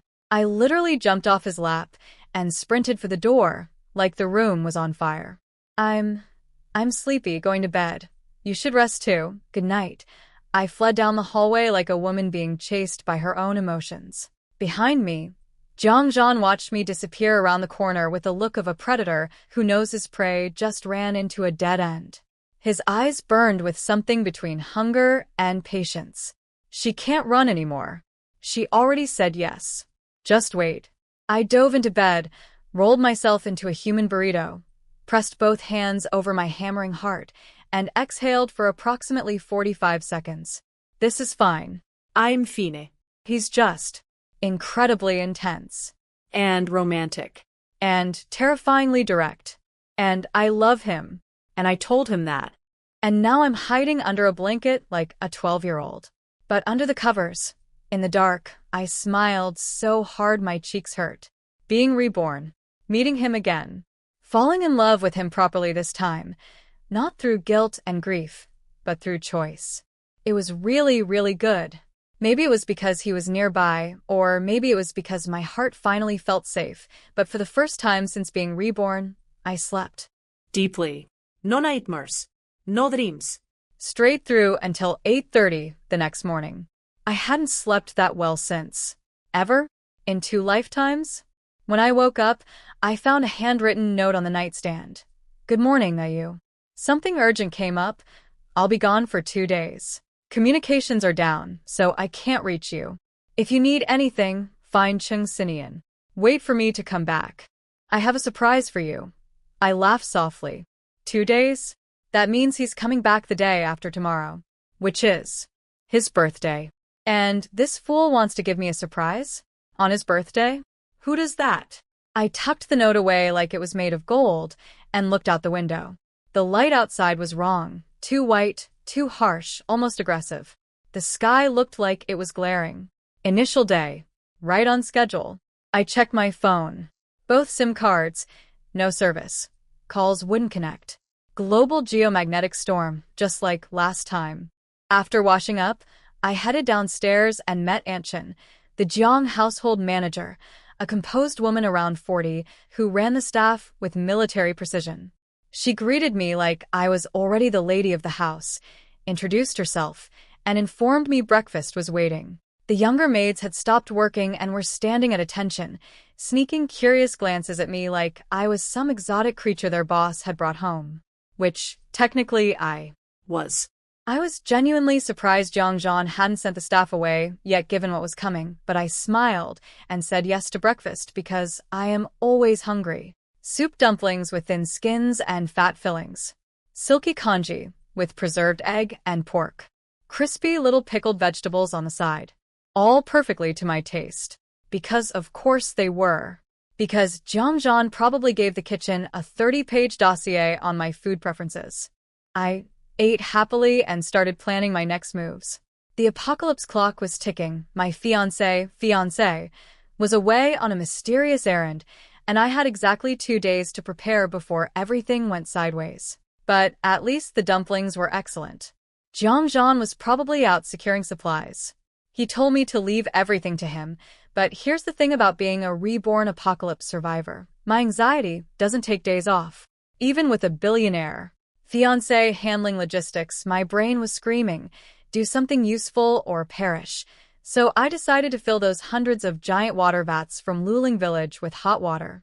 Bath water for the road. Because the apocalypse is no excuse for poor hygiene. The household staff stayed downstairs during the day and never came up without permission. So I turned the entire second floor into a secret water-filling operation. Every bathroom, every faucet, every tub. I even hijacked Jiang Zhan's personal bathroom and his rooftop swimming pool. Each vat held about 300 liters and took 30 minutes to fill, so I had plenty of downtime, which I spent doing the most dangerously adorable thing possible, snooping around Jiang Zhan's bedroom. The room was enormous and aggressively minimalist. Bed, sofa, TV, a few cabinets. That's it. The place was so empty I could have roller skated across it. Everything was black except the walls and windows. Classic Jiang Zhan.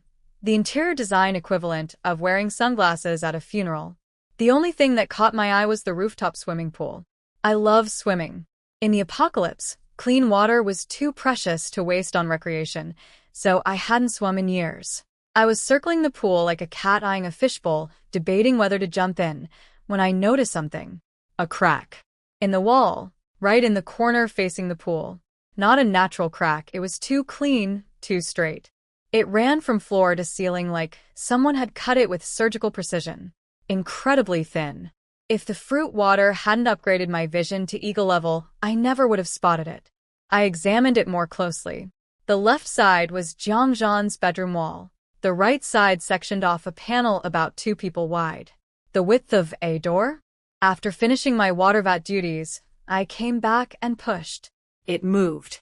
It was a door. A hidden door in the wall of Jiang Zhan's bedroom.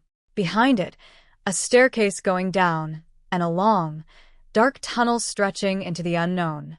I stood at the entrance for a solid minute having an internal debate. On one hand, mysterious hidden tunnel behind a secret door. On the other hand, I survived 4 years of the apocalypse and I have an attack vine. What's the worst that could happen? I grabbed a jade seed, held it tight, and went in. The tunnel went on forever. 15 minutes of walking through a passage that felt like it was carved straight through the mountain. Finally, I reached the end, another hidden wall door, identical to the first one. The Jiang Mansion sits on top of Yunming Mountain. So behind this door should be mountain forest? But why would you need a secret tunnel to reach some trees? I pushed the door open, and my brain broke, because on the other side was my house. My house. The house I grew up in. The house I lived in for 20 years. Standing right there, perfect in every detail. The exterior, the garden layout, the little pebblestone path. Even the flowers in the garden beds were the exact same varieties my parents planted. I walked through it in a daze. Identical. Everything. Down to the last doorknob. But there was one very significant difference. The entire property was enclosed in a massive wall of reinforced glass. 6 layers of blast-resistant tempered glass, each separated by a few millimeters. No exits except the tunnel I'd come through. Even the sky above was crisscrossed with glass beams. It was a cage. A beautiful, painstakingly detailed, architecturally perfect cage. Like a giant glass bird cage, and the bird it was designed for was me. I went inside the replica house. Not locked. The interior was identical too. Every room, every piece of furniture, every tiny detail, copied with obsessive accuracy. I searched the whole place and couldn't find a single difference from my real home. Let me make sure you understand what I'd just discovered. Jiang Zhan had secretly built a perfect replica of my childhood home inside a glass fortress, connected to his bedroom by a hidden tunnel through the mountain. A fully furnished, ready to move in, escape-proof, climate-controlled human enclosure. For me.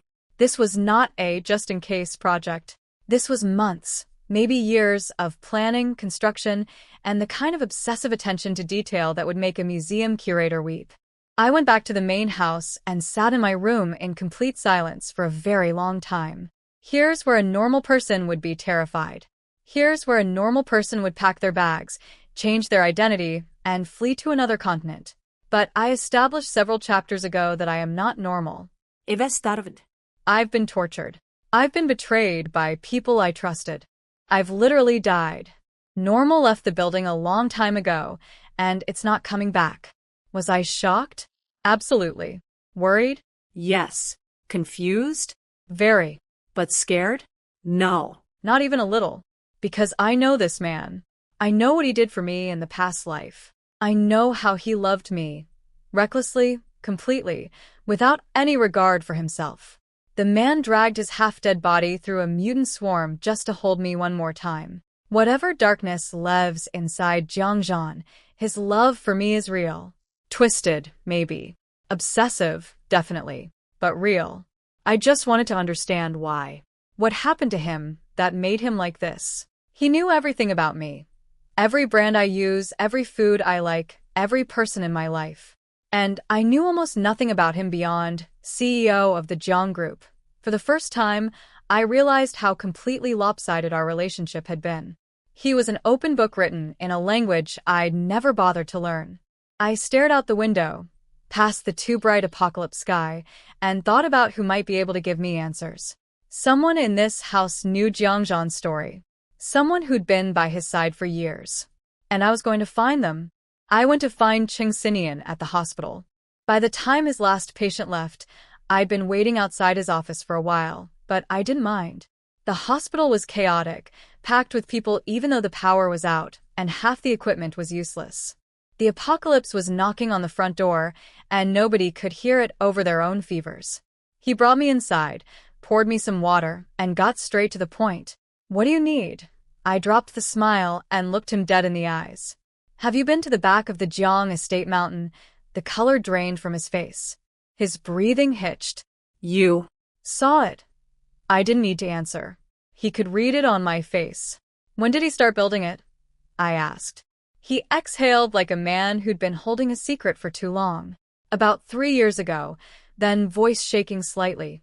"Qiao Yu, I know this isn't fair to you, but as his brother and his friend for all these years, I'm begging you. If you're going to leave, at least stay through his birthday. please. He deserves that much. His birthday. January 18th. The day after tomorrow." I didn't say yes. I didn't say no. Instead, I asked, "Can you tell me about his past? And what kind of psychological condition does he have?" I knew Chung Sinian from university, same medical school, different specialties. He was a campus legend. Everyone knew 2 things about him. He'd been orphaned and adopted by the Jiang family as a kid, and he'd chosen psychology as his minor. At the time, those were just fun gossip facts. Now they were puzzle pieces clicking into place. He went quiet for a moment.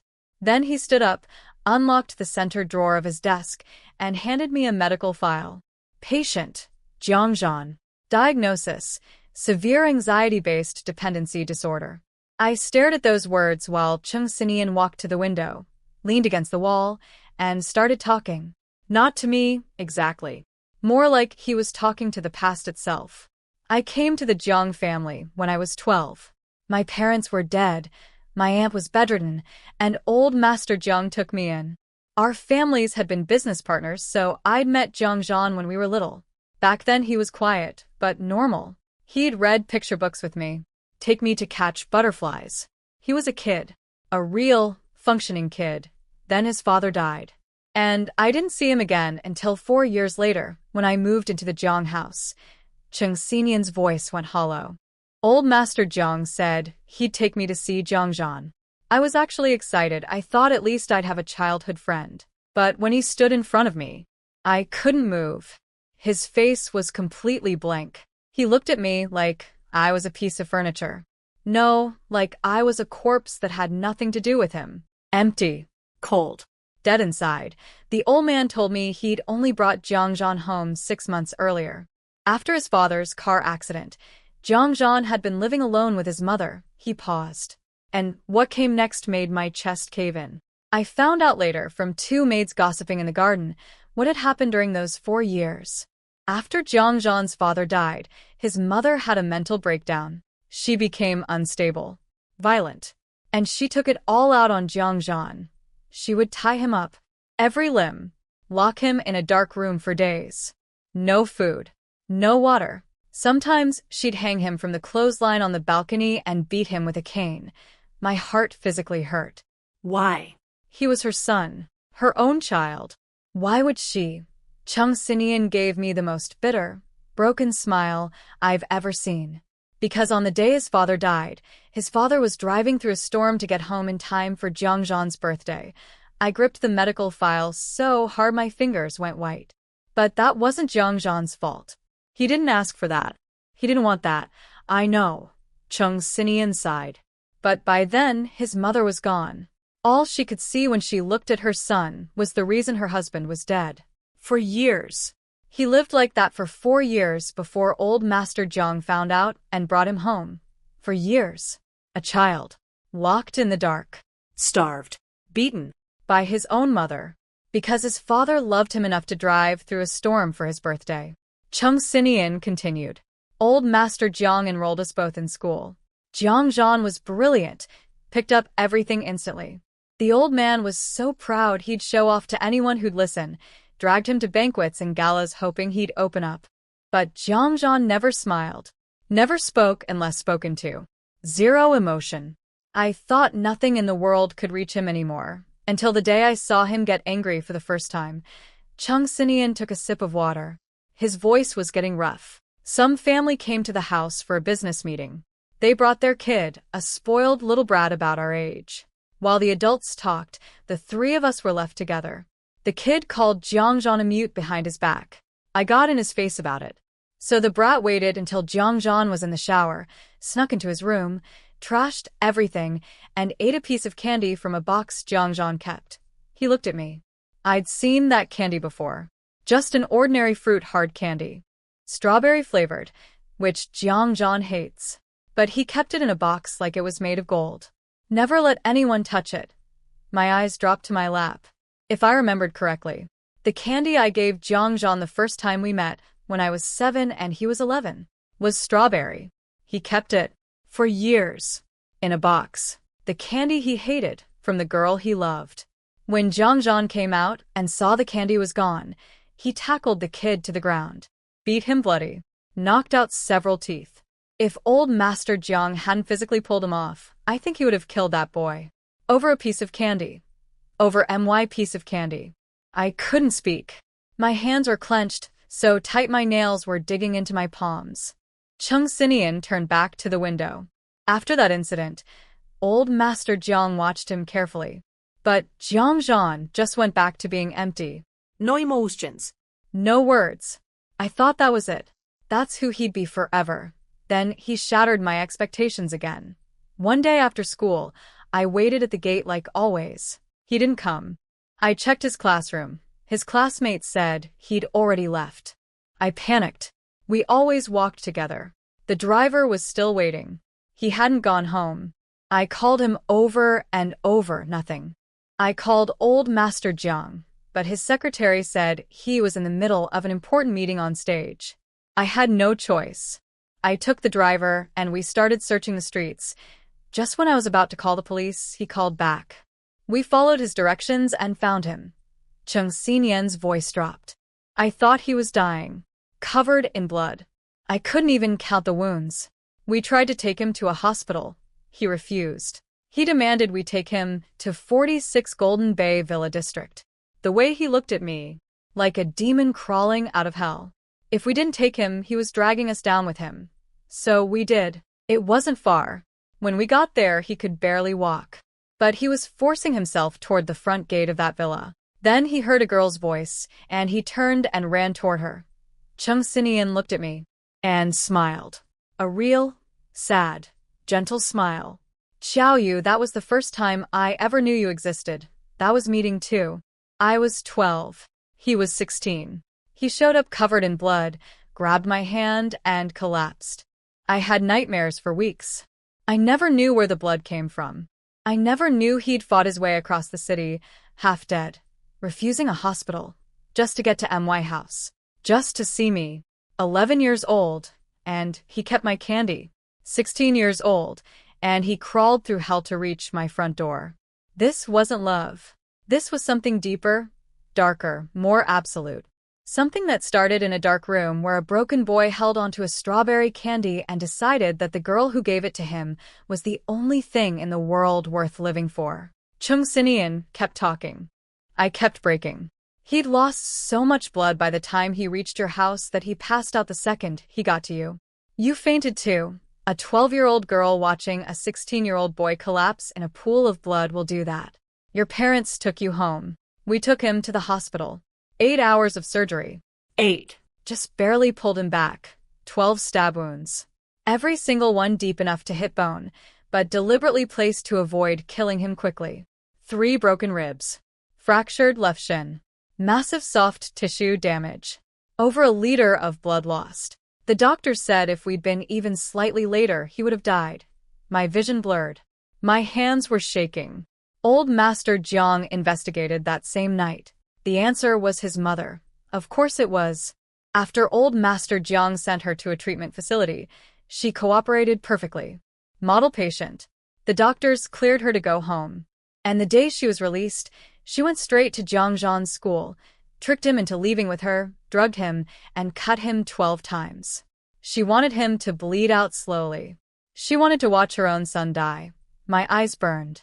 My whole body was trembling with rage. How could she? He was her child. He woke up early, jumped out a window to escape. That's how he survived. Chung Xinian's knuckles were white around his cup. Old Master Jiang sent people after her. But when they found her, she was already dead. Overdose. She killed herself, So Jiangzhan's mother tried to murder him, failed, and then took herself out of the world, leaving a 16-year-old boy with 12 new scars and the knowledge that his own mother hated him enough to die rather than live in a world where he survived. Happy childhood. Really stellar parenting. 10 out of 10. After Jiangzhan recovered, old Master Jiang was diagnosed with stomach cancer. He was terrified of leaving Jiangzhan alone and unprotected, so he pulled him out of school and started teaching him the family business directly. Every day, side by side. Jiangzhan learned fast. He was brilliant at everything, always had been. By the time he turned 18, old Master Jiang announced him as the official heir at his coming-of-age ceremony. Cheng Xinian glanced at me. You were there that day. That was the second time I saw you. The strawberry cake incident. Me, stuffing my face in the corner, accidentally locking eyes with him on stage. Nearly choking to death. Wonderful memory. After that, old Master Jiang passed away. Jiangzhan took over the entire Jiang group, worked himself to the bone every single day. But no matter how late he finished, no matter what, he would drive to 46 Golden Bay Villa, your house, and just sit there in his car, watching, sometimes the entire night. My tears were threatening to spill. My voice cracked. Every night, I never once saw him. Cheng Xinian let out a quiet, sad laugh. That idiot always went after midnight and left before dawn. Of course you never ran into him. He slid a box of tissues toward me and continued. When I started university, I'd only come back every few months. But every time I visited, there'd be new photos of you. He'd been having you followed, tracked, documented. I chose psychology as my minor largely because of him. I ran multiple assessments. The results were always the same: severe anxiety-based dependency disorder. You're a traditional medicine student, so you might not know much about this. The symptoms include hypersensitivity, anxiety, extreme need for control, compulsive overgiving, and in severe cases, obsessive fixation, jealousy, and emotional shutdown. Jiangzhan had all of them. I tried therapy. Nothing worked. You were too deeply embedded in his psyche. You were like a piece of driftwood for a drowning man. Without you, he'd go under. A single sentence from you, even just a facial expression, could dictate his mood for an entire day. Cheng Xinian stared into his water cup, lost somewhere in the past. Then one winter break, something changed. He seemed happy. He was carving something out of wood every day. Still no facial expressions, really, but he'd use more words when he talked to me. And then one night, he finished the carving a little wooden figurine and he smiled. It was tiny, barely there. But in all those years, it was the first time I'd ever seen him smile. I was thrilled. I thought maybe you two had made some kind of progress. But the next night, he came home and locked himself in his room. Didn't come out for 2 days. Didn't go to work. Didn't eat. Wouldn't answer when I knocked. On the 3rd day, he finally emerged, but the darkness was back. Worse than before. He wouldn't speak to me at all, and that's when he started building the house on the mountain, my 17th birthday. That's what Cheng Xinian was describing without knowing the details. The night Jiangzhan ambushed me in an alley, put me in his car, tried to give me something, probably that wooden figurine he'd spent weeks carving, and I slapped it out of his hand without even looking at it. Then he drove me home, and I never saw him again. He'd carved me a gift, with his own hands. The boy who showed no emotion to anyone, who hadn't smiled in over a decade, smiled because he finished making something for me. And I knocked it to the ground. No wonder he locked himself away for 2 days. No wonder he started building a cage. I wiped my eyes. So that day I started university. You running into me wasn't a coincidence, was it? Cheng Xinian leaned back, utterly unapologetic. No. Jiangzhan found out you've been accepted to a university and asked me to watch over you at school. I was actually surprised you were in the medical program too. Small world. He hesitated. And it wasn't just school. Everything else that happened after was also. I know. I cut him off. Handling my parents' funeral. Buying out the Qiao family company and making me a shareholder. Shutting down the rumors about me on campus. All him. He just used your name so I would know. Because in my past life, you already told me all of this. Cheng Xinian looked genuinely startled. You. New? I couldn't explain the real reason, so I mumbled something about finding out recently. He didn't push. The office went quiet. Two people sitting with the weight of one man's entire tragic life hanging between them. Finally, Chung Sinian broke the silence. So, What are you going to do? He regretted asking the second the words left his mouth. His face said it all. Of course she's leaving. What normal girl would stay with someone who built a glass cage for her? I just sealed his fate by telling her everything. But he couldn't help himself. one more try. Qiao Yu, I'm begging you. Just stay through his birthday. That's all I ask. He's suffered enough. Just pity him. Please. I stood up, walked to the door, opened it. I'm not going to pity him. Chung Sinian's eyes closed. Defeat washed over his face. I'm sorry, brother. I tried. I watched him for a moment, fighting to keep a straight face. Then, as seriously as I could manage, and by the way, it's sister-in-law from now on. Stop calling me by my first name. Show some respect. I turned and walked out. Behind me, I heard the sound of a chair violently scraping the floor, footsteps scrambling, and then Chung Sinian's voice booming down the hospital corridor. Sister-in-law, walk slowly. Sister-in-law, come visit again soon. Every single person in that hallway turned to stare at me. My face went scarlet. I speed-walked out of that hospital like it was on fire. Pity him? How could I possibly pity him? Zhang doesn't need pity. He never did. He needs someone to love him properly. Without fear. Without running away. Without slapping gifts out of his hands and leaving him alone in the dark. And from now on, that someone is me. I left the hospital, but instead of going straight home, I made a detour to the mall. Specifically, to a lingerie store, where I bought a dress. Like a thief. Sneaking around, avoiding eye contact, clutching the bag like it contained state secrets. Listen, I'd spent all morning wondering what to get Zhang for his birthday. After hearing his entire heartbreaking backstory from Chung Sinian, I now knew exactly what I wanted to give him. And it required a shopping trip I will not be elaborating on further. Back at the Zhang mansion, I waited until all the staff left at 8 p.m., locked the front door, and got back to my water hoarding operation. But I wasn't about to waste the waiting time between bats, so I pulled out all the detailed maps of China I'd printed earlier and started planning escape routes. In the apocalypse, there are two golden rules of travel: avoid water routes and avoid tunnels. Oceans and darkness are terrifying enough without mutant monsters lurking in them. Most people in my past life figured this out the hard way. I was going to figure it out the smart way, with color-coded maps and backup routes. I plotted paths to every major survivor base I remembered, gave each one at least 2 alternate routes, and marked every village, gas station, shopping center, water plant, and food factory along the way. It was like being the world's most paranoid travel agent. This took all night. I finished just as my backup lamp died. I bound everything into a booklet, stored it in my space, and felt extremely proud of myself. By morning, I'd also filled 120 water vats. Not bad for a night's work. I slept until noon, ate something quick, and went right back to filling water and exercising. I couldn't stop. If I stopped, I'd start thinking. And if I started thinking, I'd start missing Zhang so badly I'd lose my mind. 2 days. He'd been gone 2 days. And I was acting like a military wife whose husband had been deployed for 6 months. In my previous life, right after being reborn, I managed to control my urge to see him for weeks. Now I couldn't survive 48 hours without feeling like my chest was caving in. What happened to me?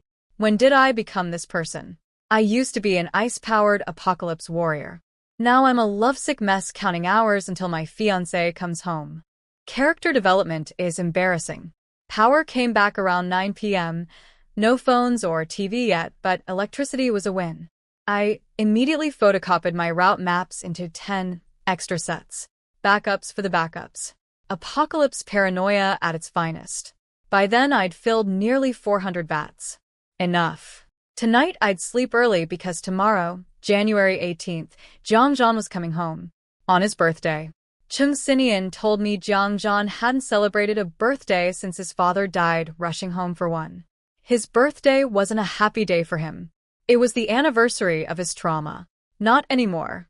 This year I was going to be there. I was going to make it good. I woke up at dawn and drove straight to a cake shop like a woman on a mission.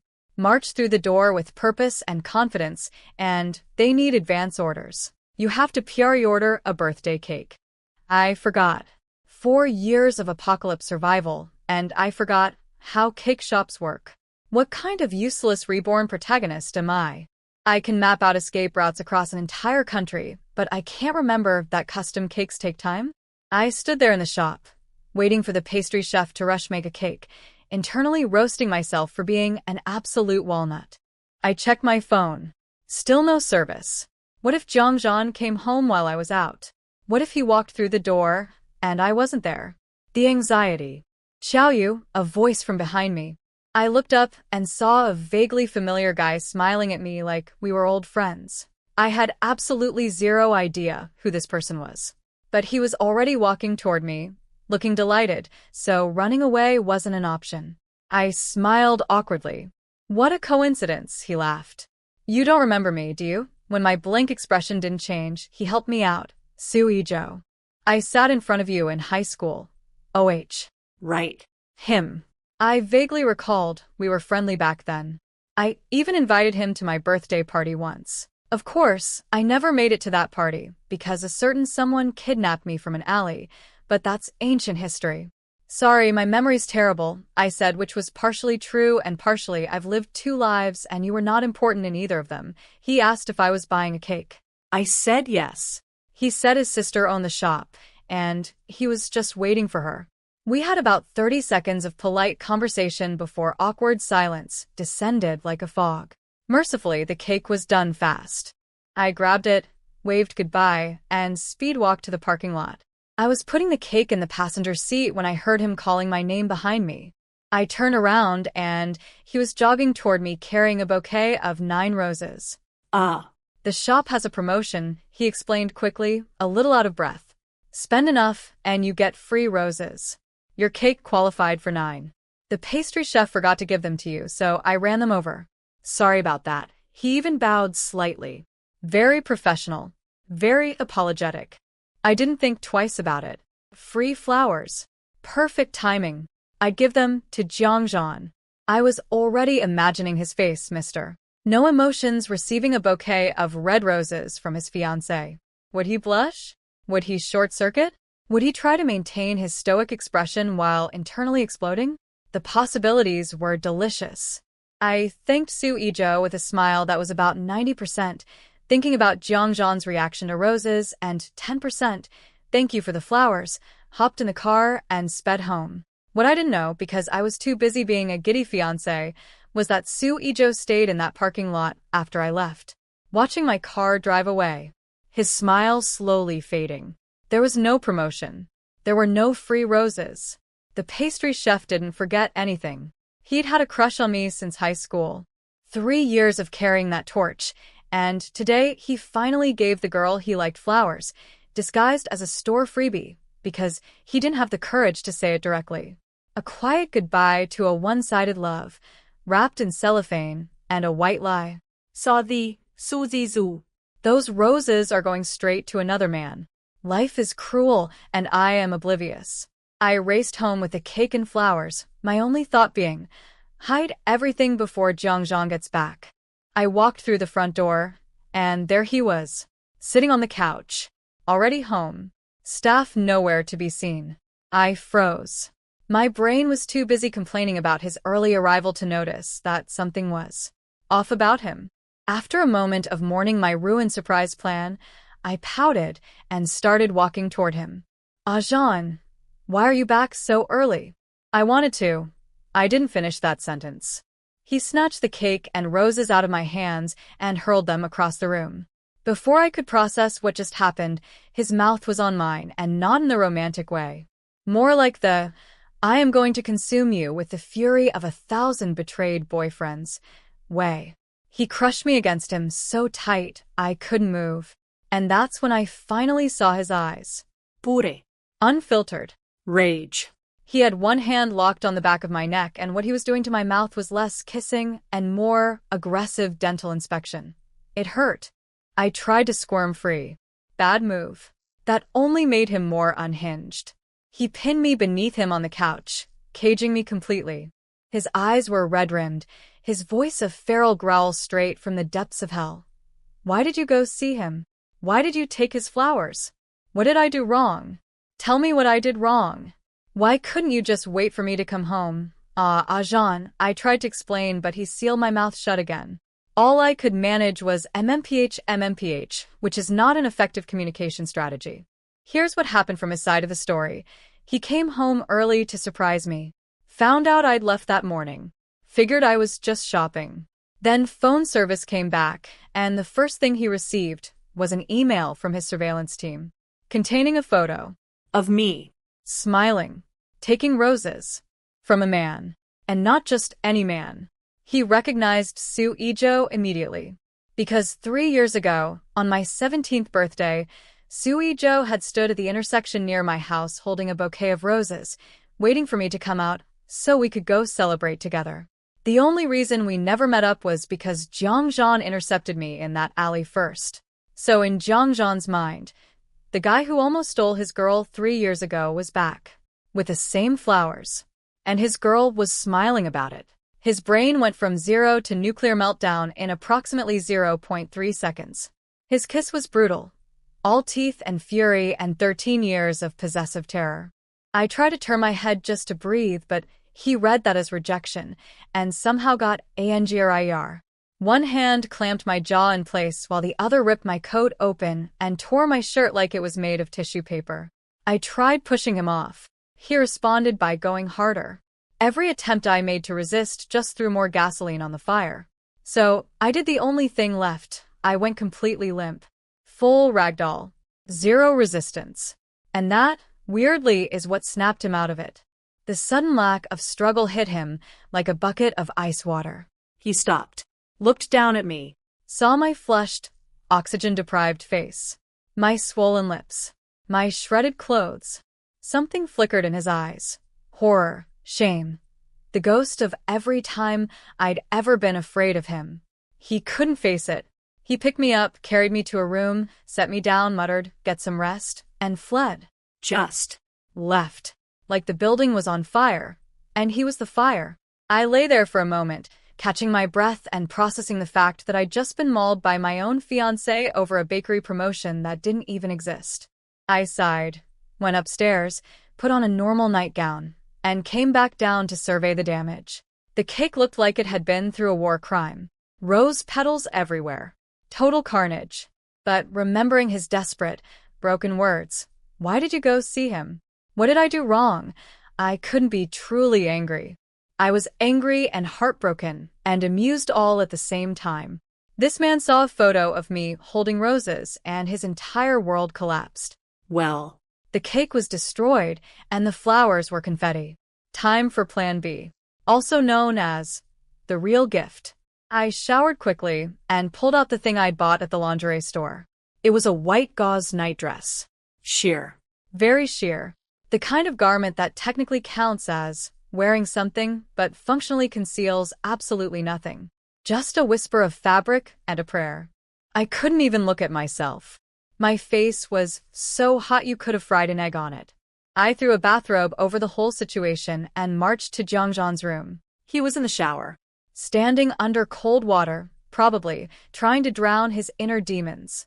When he came out in his robe, eyes still dark and stormy, he saw me sitting on his bed, clutching a blanket, staring at him with damp eyes.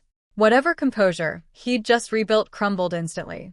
He looked away like I was the sun, and he'd go blind.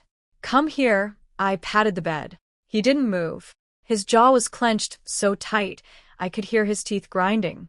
Come on. "Sit, you ain't." He caved because he always caved, but sat as far from me as physically possible while still being on the same bed, facing away from me. I crawled over and draped myself across his back, arms around his neck. "Today wasn't what you think. That guy means nothing to me. I went out to buy you a birthday cake. The roses were a store promotion, The baker forgot to give them to me, and that guy just brought them out. That's it. And today is your birthday. The birthday boy is not allowed to be angry. I nuzzled into his neck. Happy birthday. Want your present? Every muscle in his body was rigid. His hands were death-gripping his bathrobe. His voice came out stiff and strained. What present? Okay, here we go. Face burning, hands trembling, I slipped off my bathrobe and let it fall to the floor. Then I covered my face with both hands and stammered, "Why, you can turn around now."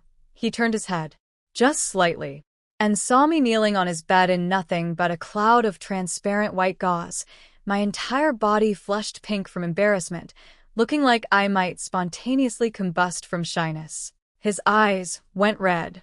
In one motion, he pulled me onto his lap, peeled my hands off my face, and stared directly into my eyes with an intensity that could melt steel. His voice was barely controlled. "Do you know what you're doing right now?" I couldn't meet his gaze. I looked at the ceiling, the wall, anywhere else. I'm Giving you your present? Don't you Want it? Don't want it? want it? This man had wanted nothing else for 13 years. He wanted it so badly, he was shaking. He wanted it so badly, he'd built a glass cage. He wanted it so badly that a single photo of another man holding flowers had sent him into a psychological tailspin. And now his gift was sitting in his lap, wrapped in see-through gauze, blushing like a sunrise, asking if he wanted her. The answer, obviously, was yes. The very emphatic, very enthusiastic, very thorough answer was yes. Jiang Zhan's last thread of self-control snapped like a guitar string at a heavy metal concert. The beast was out. The cage was empty. And I was the only thing on the menu. I will spare you the details. Use your imagination. Or don't. Either way, I'm not talking about it. What I will say is this. By the time my brain started functioning again, the light behind the curtains had completely disappeared. It had been daytime when we started. I literally lost consciousness before it was over. The next morning, I woke up feeling like I'd been hit by a truck, dragged behind it, and then the truck reversed over me just to make sure. Every single part of my body was screaming in protest. In my past life, we'd done this once too, but I was drugged and out of it, so I didn't fully register the aftermath.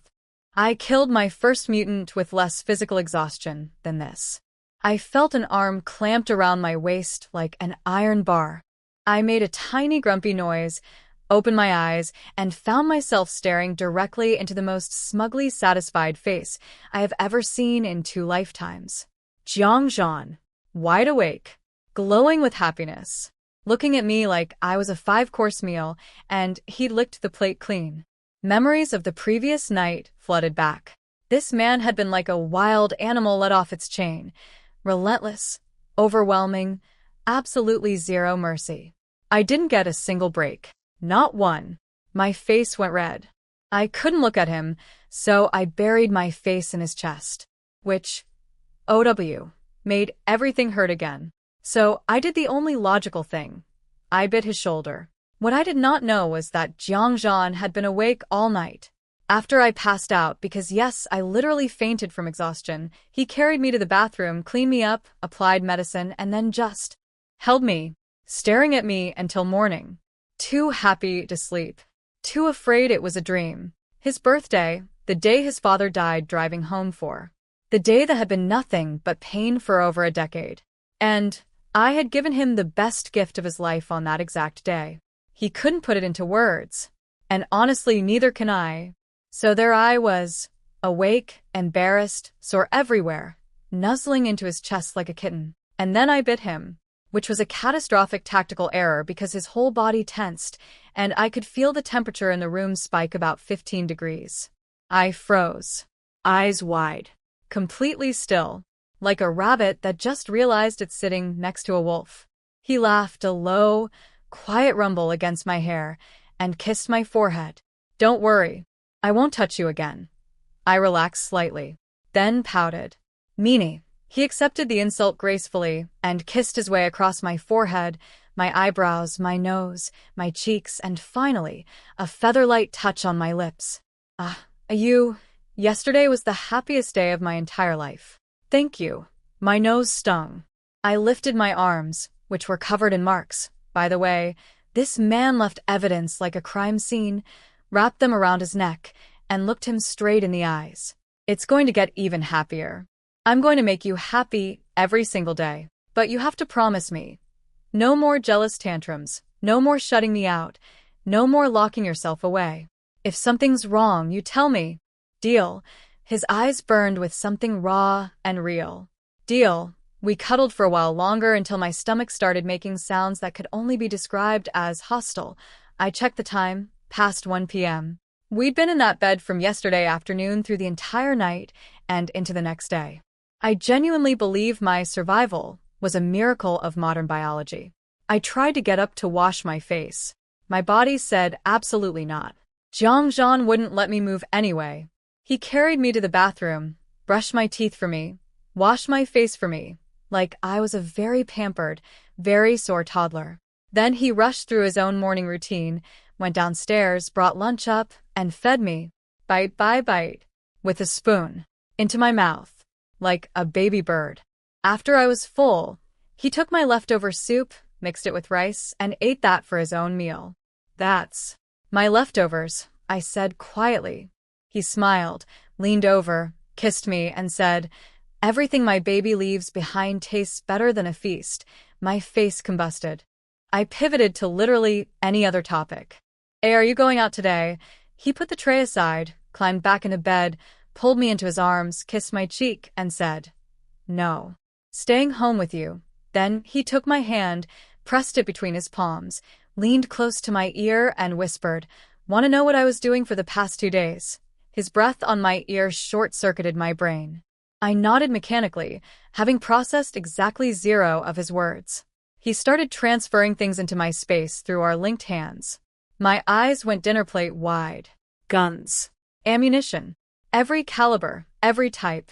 Military-grade Tang Dynasty swords. American combat machetes. Crate after crate after crate, flooding into my jade tree space until they filled nearly 2/5 of an entire section. And marauders. He got me 3 Paramount Marauders. The military-grade, mine-proof, bulletproof mobile fortresses that I couldn't buy because they don't sell to civilians. He got 3. In 2 days. I don't know what he did. I don't know who he called. I don't know which arms dealer, military contact, or international connection he leveraged. But this man went out during a global electromagnetic crisis with no phone service and came back with enough firepower to equip a small army and 3 vehicles that are literally classified as military hardware. That was his urgent business. That was why he left. He went to get me the things I said I couldn't find. I told him I couldn't buy fuel in bulk. He probably has a tanker truck somewhere. I told him I couldn't get a Marauder. He got 3. I mentioned I only had a few weapons. He brought back an arsenal. This man heard his girlfriend's apocalypse shopping list and said, "I'll handle it," and then actually handled IT like he was ordering office supplies. He kissed me again because apparently I looked adorably stunned, and said, "Keep these for now. The rest of the supplies are already on their way. I'll go check on them tomorrow. Won't people notice?" I worried. There's still a few days before everything goes down. If we're too obvious. He kissed my hand. "Don't worry, baby. Trust me. Nothing will happen." I looked at his confident, calm, absolutely certain face. And I nodded. Because at this point, if Jiangzhan told me he'd personally fistfight the apocalypse, I'd believe him. I was lying in Jiangzhan's arms, mentally running through my apocalypse checklist, when I suddenly remembered the elephant in the room. Or rather, the glass cage on the mountain. "Oh, by the way," I said casually, "in the early days of the apocalypse, survivor bases aren't very stable. Some relocate multiple times before settling. So we should stay here at first. But we'll need to reinforce the main house." Actually, that glass house on the back mountain had some good design ideas. Steel plating, electric fencing, reinforced glass windows. Jiangzhan stopped breathing. His entire body turned to stone. The arm around me went rigid. He looked like a man who just heard his browser history being read aloud at a family dinner.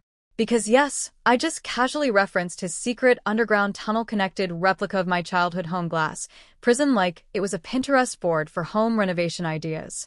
He had no idea how to respond. Because what do you say? Oh, that old cage? Yeah, I built that to imprison you forever in case you didn't agree to marry me. The backup plan was mutual death. Anyway, how's your morning? Let me tell you what was going through his mind, because it's important. He had fully planned that if I rejected the marriage arrangement by my 20th birthday, he would lock me in that glass house permanently. Just him and me, forever. And if I tried to escape, he'd kill us both. In his mind, this was completely reasonable. He just wanted to be with me forever. Alive or dead didn't matter. He was a drowning man, and I was the only oxygen in the universe. Chung Sinian had warned him. If she finds out, she'll be terrified. And now she'd found out. And he'd just gotten her. After 13 years. After last night. She was finally his, and now I looked up at his frozen, ashen face and honestly, I almost laughed. He looked like a kid caught stealing cookies, except the cookies were my personal freedom, and the cookie jar was a multi-million-dollar architectural prison project. I stretched up and kissed him. Then I grinned. What's wrong? Cat got your tongue. He wouldn't look at me. His jaw was tight. His expression had gone dark and stormy. He let go of my hand and sat there radiating guilt and defiance simultaneously, like a dog that ate the couch cushion and is not sorry about it. I took his face in both hands and turned it toward me. Forehead to forehead. Eye to eye. I saw it. And I'm still here, aren't I? Ah, Jean, what exactly are you afraid of? He finally met my gaze. And what he found there wasn't fear, wasn't disgust, wasn't horror, just trust. And love. Blindly, stupidly, completely irrational love. Something broke open in him. He grabbed me, crushed me against his chest, and kissed me. Long, slow, desperate. When his breathing started getting dangerous again, he forcibly redirected himself. Voice rough. You said. Reinforce the walls. Good boy. Back to business. I nodded eagerly, fully in apocalypse architect mode now. We can line the path from the main house to the front gate with steel plating, walls on both sides, electric netting over the top. Cut a small window in the gate with reinforced glass so we can see outside. Solar panels on the roof for power, electricity, and grid defense. After the apocalypse, the only power sources are fuel generators and solar. This covers both mutant attacks and hostile humans. The Jiang Mansion's location was perfect. Mountaintop, isolated, low population density. The fewer people around when the world ends, the better. But isolation also means survivors fleeing the cities might stumble upon us. And desperate people do desperate things. Also, I added, send the staff home. The apocalypse is coming, and they can't help here. Better they go back to their families. Maybe give them some excuse to stockpile supplies. It might help them survive a bit longer. Zhang Zhan stroked my hair and agreed to everything. I smiled and nuzzled into his hand. And Chung Sinian, have you told him what's coming? The hand in my hair stopped. His expression darkened. He didn't answer. Azan? What's wrong? Silence. Then voice flat. You care about him a lot. I blinked. Stared at him. Are you jealous? Of Chung Sinian? Your best friend? Your personal doctor? The man who nearly chokes to death on fruit every time we're mentioned. He said nothing. Which meant yes. I burst out laughing. Full, genuine, can't help it laughter. This man just received the most intimate birthday gift in recorded history from me, and 24 hours later, he's jealous of his doctor friend because I asked if he'd been informed about the apocalypse. He watched me laugh with no expression on his face, but his eyes were practically dripping with wounded puppy energy. I touched his cheek. Soft voice. Maximum sweetness. Silly. Chung Sinian is your best friend. I only care about him because of you. His arms tightened around me like a vice. He buried his chin in my hair, so I couldn't see his face. Don't care about other people. You only need to care about me. I laughed again, hugged his waist, and snuggled in. Okay. I won't care about him. You can care about him. I'll only care about you. He went quiet, face still buried in my hair, breathing in my scent. Somewhere inside that dark, tortured, possessive, obsessive mind, a beast that had been howling for 13 years finally lay down. Not because it was caged, but because it was held. He'd been a monster wandering alone in the dark. And I came along with a blade and cut the chains from his throat. That's how he saw it. I was his treasure. His only redemption. The moon had finally fallen into his arms. The next morning, Zhang Zhan dismissed all the household staff. The government had already issued a viral outbreak warning and was urging people to stay home, so sending everyone away didn't raise any eyebrows. Perfect cover. Once the staff cleared out, construction began. Zhang Zhan implemented my design. Steel-plated corridor from the main house to the front gate, reinforced glass peephole, electric fencing overhead, solar panels on the roof. Defense against mutants and humans. The Jiang mansion was becoming a proper fortress. For the next several days, I stayed home supervising the construction while Zhang Zhan went out daily on supply runs. Every evening he'd come back, hand me another massive shipment of supplies, and then, with the enthusiasm of a man who just discovered his favorite hobby, carry me to bed. Let me be very clear about something. A newly intimate Zhang Zhan is terrifying. The man had 13 years of pent-up desire and apparently zero concept of moderation. He was like a starving man at an all-you-can-eat buffet, except the buffet was me, and he had no intention of ever leaving the restaurant. The only reason I survived was the fruit water. It healed everything: soreness, fatigue, the emotional damage of realizing I'd created a monster by giving him a birthday present. The jade tree was literally the only thing standing between me and permanent physical destruction. But here's the cruel irony. Because the fruit water fixed me so quickly, Zhang Zhan took that as a green light to be even more enthusiastic the next night. It was a vicious cycle. Heal fast, he goes harder, need more healing, heal fast, repeat. Every morning I woke up with two competing thoughts. I deeply regret my impulsive birthday gift decision. Drinks fruit water while wincing that I do not actually regret it at all. 2 days later, Cheng Xinian finally showed up at the Jiang mansion, dragged back by Zhang Zhan's relentless harassment. He was not prepared for what he found. He stood at the front door with his suitcase, staring at the steel-plated corridor, the electric fencing, the solar panels, and me, calmly supervising construction like this was a perfectly normal home renovation project and not a fortification against the literal apocalypse. "Did Zhang Zhan brainwash you?" he asked, face cycling through about 17 emotions at once. I grinned. No. I brainwashed him. Cheng Xinian looked like he'd been struck by lightning. I could see him mentally calculating his own future sanity levels. 1 unhinged person was manageable. 2 unhinged people living together? He was going to lose his mind by proximity. He sighed the sigh of a man who has accepted his fate, walked inside with all the enthusiasm of a soldier marching to war, and went straight to the kitchen to make lunch. Because apparently that was his role now. The construction crew had their own meals sorted, and Zhang Zhan wasn't home for lunch, so it was just the two of us. I took 1 bite of his cooking and froze. It was good, like really good. I stared at him with the intensity of a wolf who just spotted a steak. He nearly choked. "Why are you looking at me like that?" "You can cook," I breathed, awestruck. He rubbed his forehead. "I lived on my own after my internship year. Of course I can cook." "Is that really so shocking?" Oh, sweet innocent Cheng Xinian. He had no idea what he'd just done. In my eyes, he had just transformed from Zhang Zhan's doctor friend to the most valuable human resource in the apocalypse. See, here's the problem. Zhang Zhan and I had stockpiled mountains of food, meat, vegetables, grains. But most of it was raw. And in the apocalypse, you can't exactly set up a 5-star kitchen while mutants are chasing you. We'd be on the road constantly, and cooking would be a luxury. The smart move was to prepare as many meals as possible now and store them in the time-frozen space. But my cooking skills? Barely functional. I learned a few dishes from our family's housekeeper back when I was bored one summer.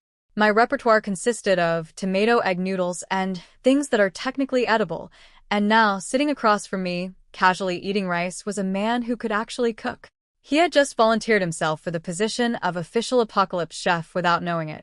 I smiled sweetly and went back to eating. Cheng Xinian, trained in psychology, could tell I was delighted but couldn't figure out why. He probably thought I was just happy about the food. No, booty. I'm happy about you. You beautiful, talented, unsuspecting kitchen slave. That afternoon, Chung Sinian stayed home. Didn't even go to the hospital. I asked Zhang later how he'd managed that. I told him the staff was gone, and we needed a cook. If he didn't take leave, I'd go to the hospital and submit his resignation myself. I burst out laughing. That's terrible. You really bully him. Zhang watched me laugh with the expression of a man watching a sunset. Pure, adoring content. Then, as if hypnotized by my smile, he leaned down and kissed my eyes. Then my cheeks. Then my lips. Supply transfer stopped. His hands started wandering. A familiar and terrifying heat crept under my clothes. Emergency. Emergency. I haven't showered yet, I yelped, shoving him off and scrambling toward the bathroom like my life depended on it. Which it did. He didn't chase me. He just calmly removed his tie, unbuttoned his shirt, strolled over to the bathroom door, opened it, walked in, and locked it behind him. Click. He didn't let me go until dawn. I passed out mid-sentence. Didn't feel him cleaning me up. Didn't feel him changing my clothes. Just unconscious. Like a computer that ran out of battery in the middle of an update.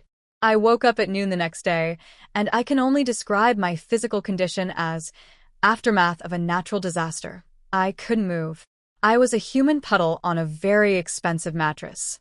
Mental note for future reference. Never confess feelings to Zhang during intimate moments. Last night, in a moment of weakness, he'd made me say I liked him. Just those words. I like you. And he responded by extending the evening's activities by approximately 4 additional hours. If I ever tell him I love him in that context, I will simply die. They'll find my body and the cause of death will be excessive affection. I lay in bed for a while, then dragged a fruit water bottle out of the space and chugged it like a desert survivor finding an oasis. The soreness faded enough for me to attempt standing. Progress. I shuffled to the bathroom mirror to assess the damage and… oh no. My neck. My collarbones. My JW. Covered. In marks. A constellation of evidence that could not be concealed by any known garment short of a full turtleneck balaclava. Going downstairs? With Chung Sinian down there? Looking like this? Absolutely not. I rage-dialed Zhang. He picked up before the first ring finished. Baby, you're awake. His voice was pure honey. Warm, gentle, sickeningly sweet. My anger evaporated instantly, like it was never there. This man's voice was a weapon. I managed, already blushing. But the marks. Remember the marks. I rallied my indignation. You. How could you leave such obvious marks? I can't even go downstairs, he chuckled. Low. Amused. Don't worry. Chung Sinian won't say anything. He wouldn't dare. That's not the point. It's embarrassing. Then I'll come home right now to keep you company. I'll be about an hour. And oh, I squeaked. Don't come back, just for that. You're busy. I'll be good and wait for you. Just. Come home early tonight. His voice went impossibly soft. Okay. I'll come home early, okay? I hung up, hugged my phone, and smiled like an idiot. Then I looked in the mirror again, saw the crime scene on my neck, and groaned. I am in a relationship with a man who has the possessiveness of a dragon, the stamina of a marathon runner, and the restraint of a toddler in a candy store. And I chose this. Voluntarily. With a gift-wrapped invitation. This is my life now. Covered in hickeys, powered by magic tree juice, preparing for the apocalypse with a jealous billionaire and his traumatized chef friend. No regrets. Mostly.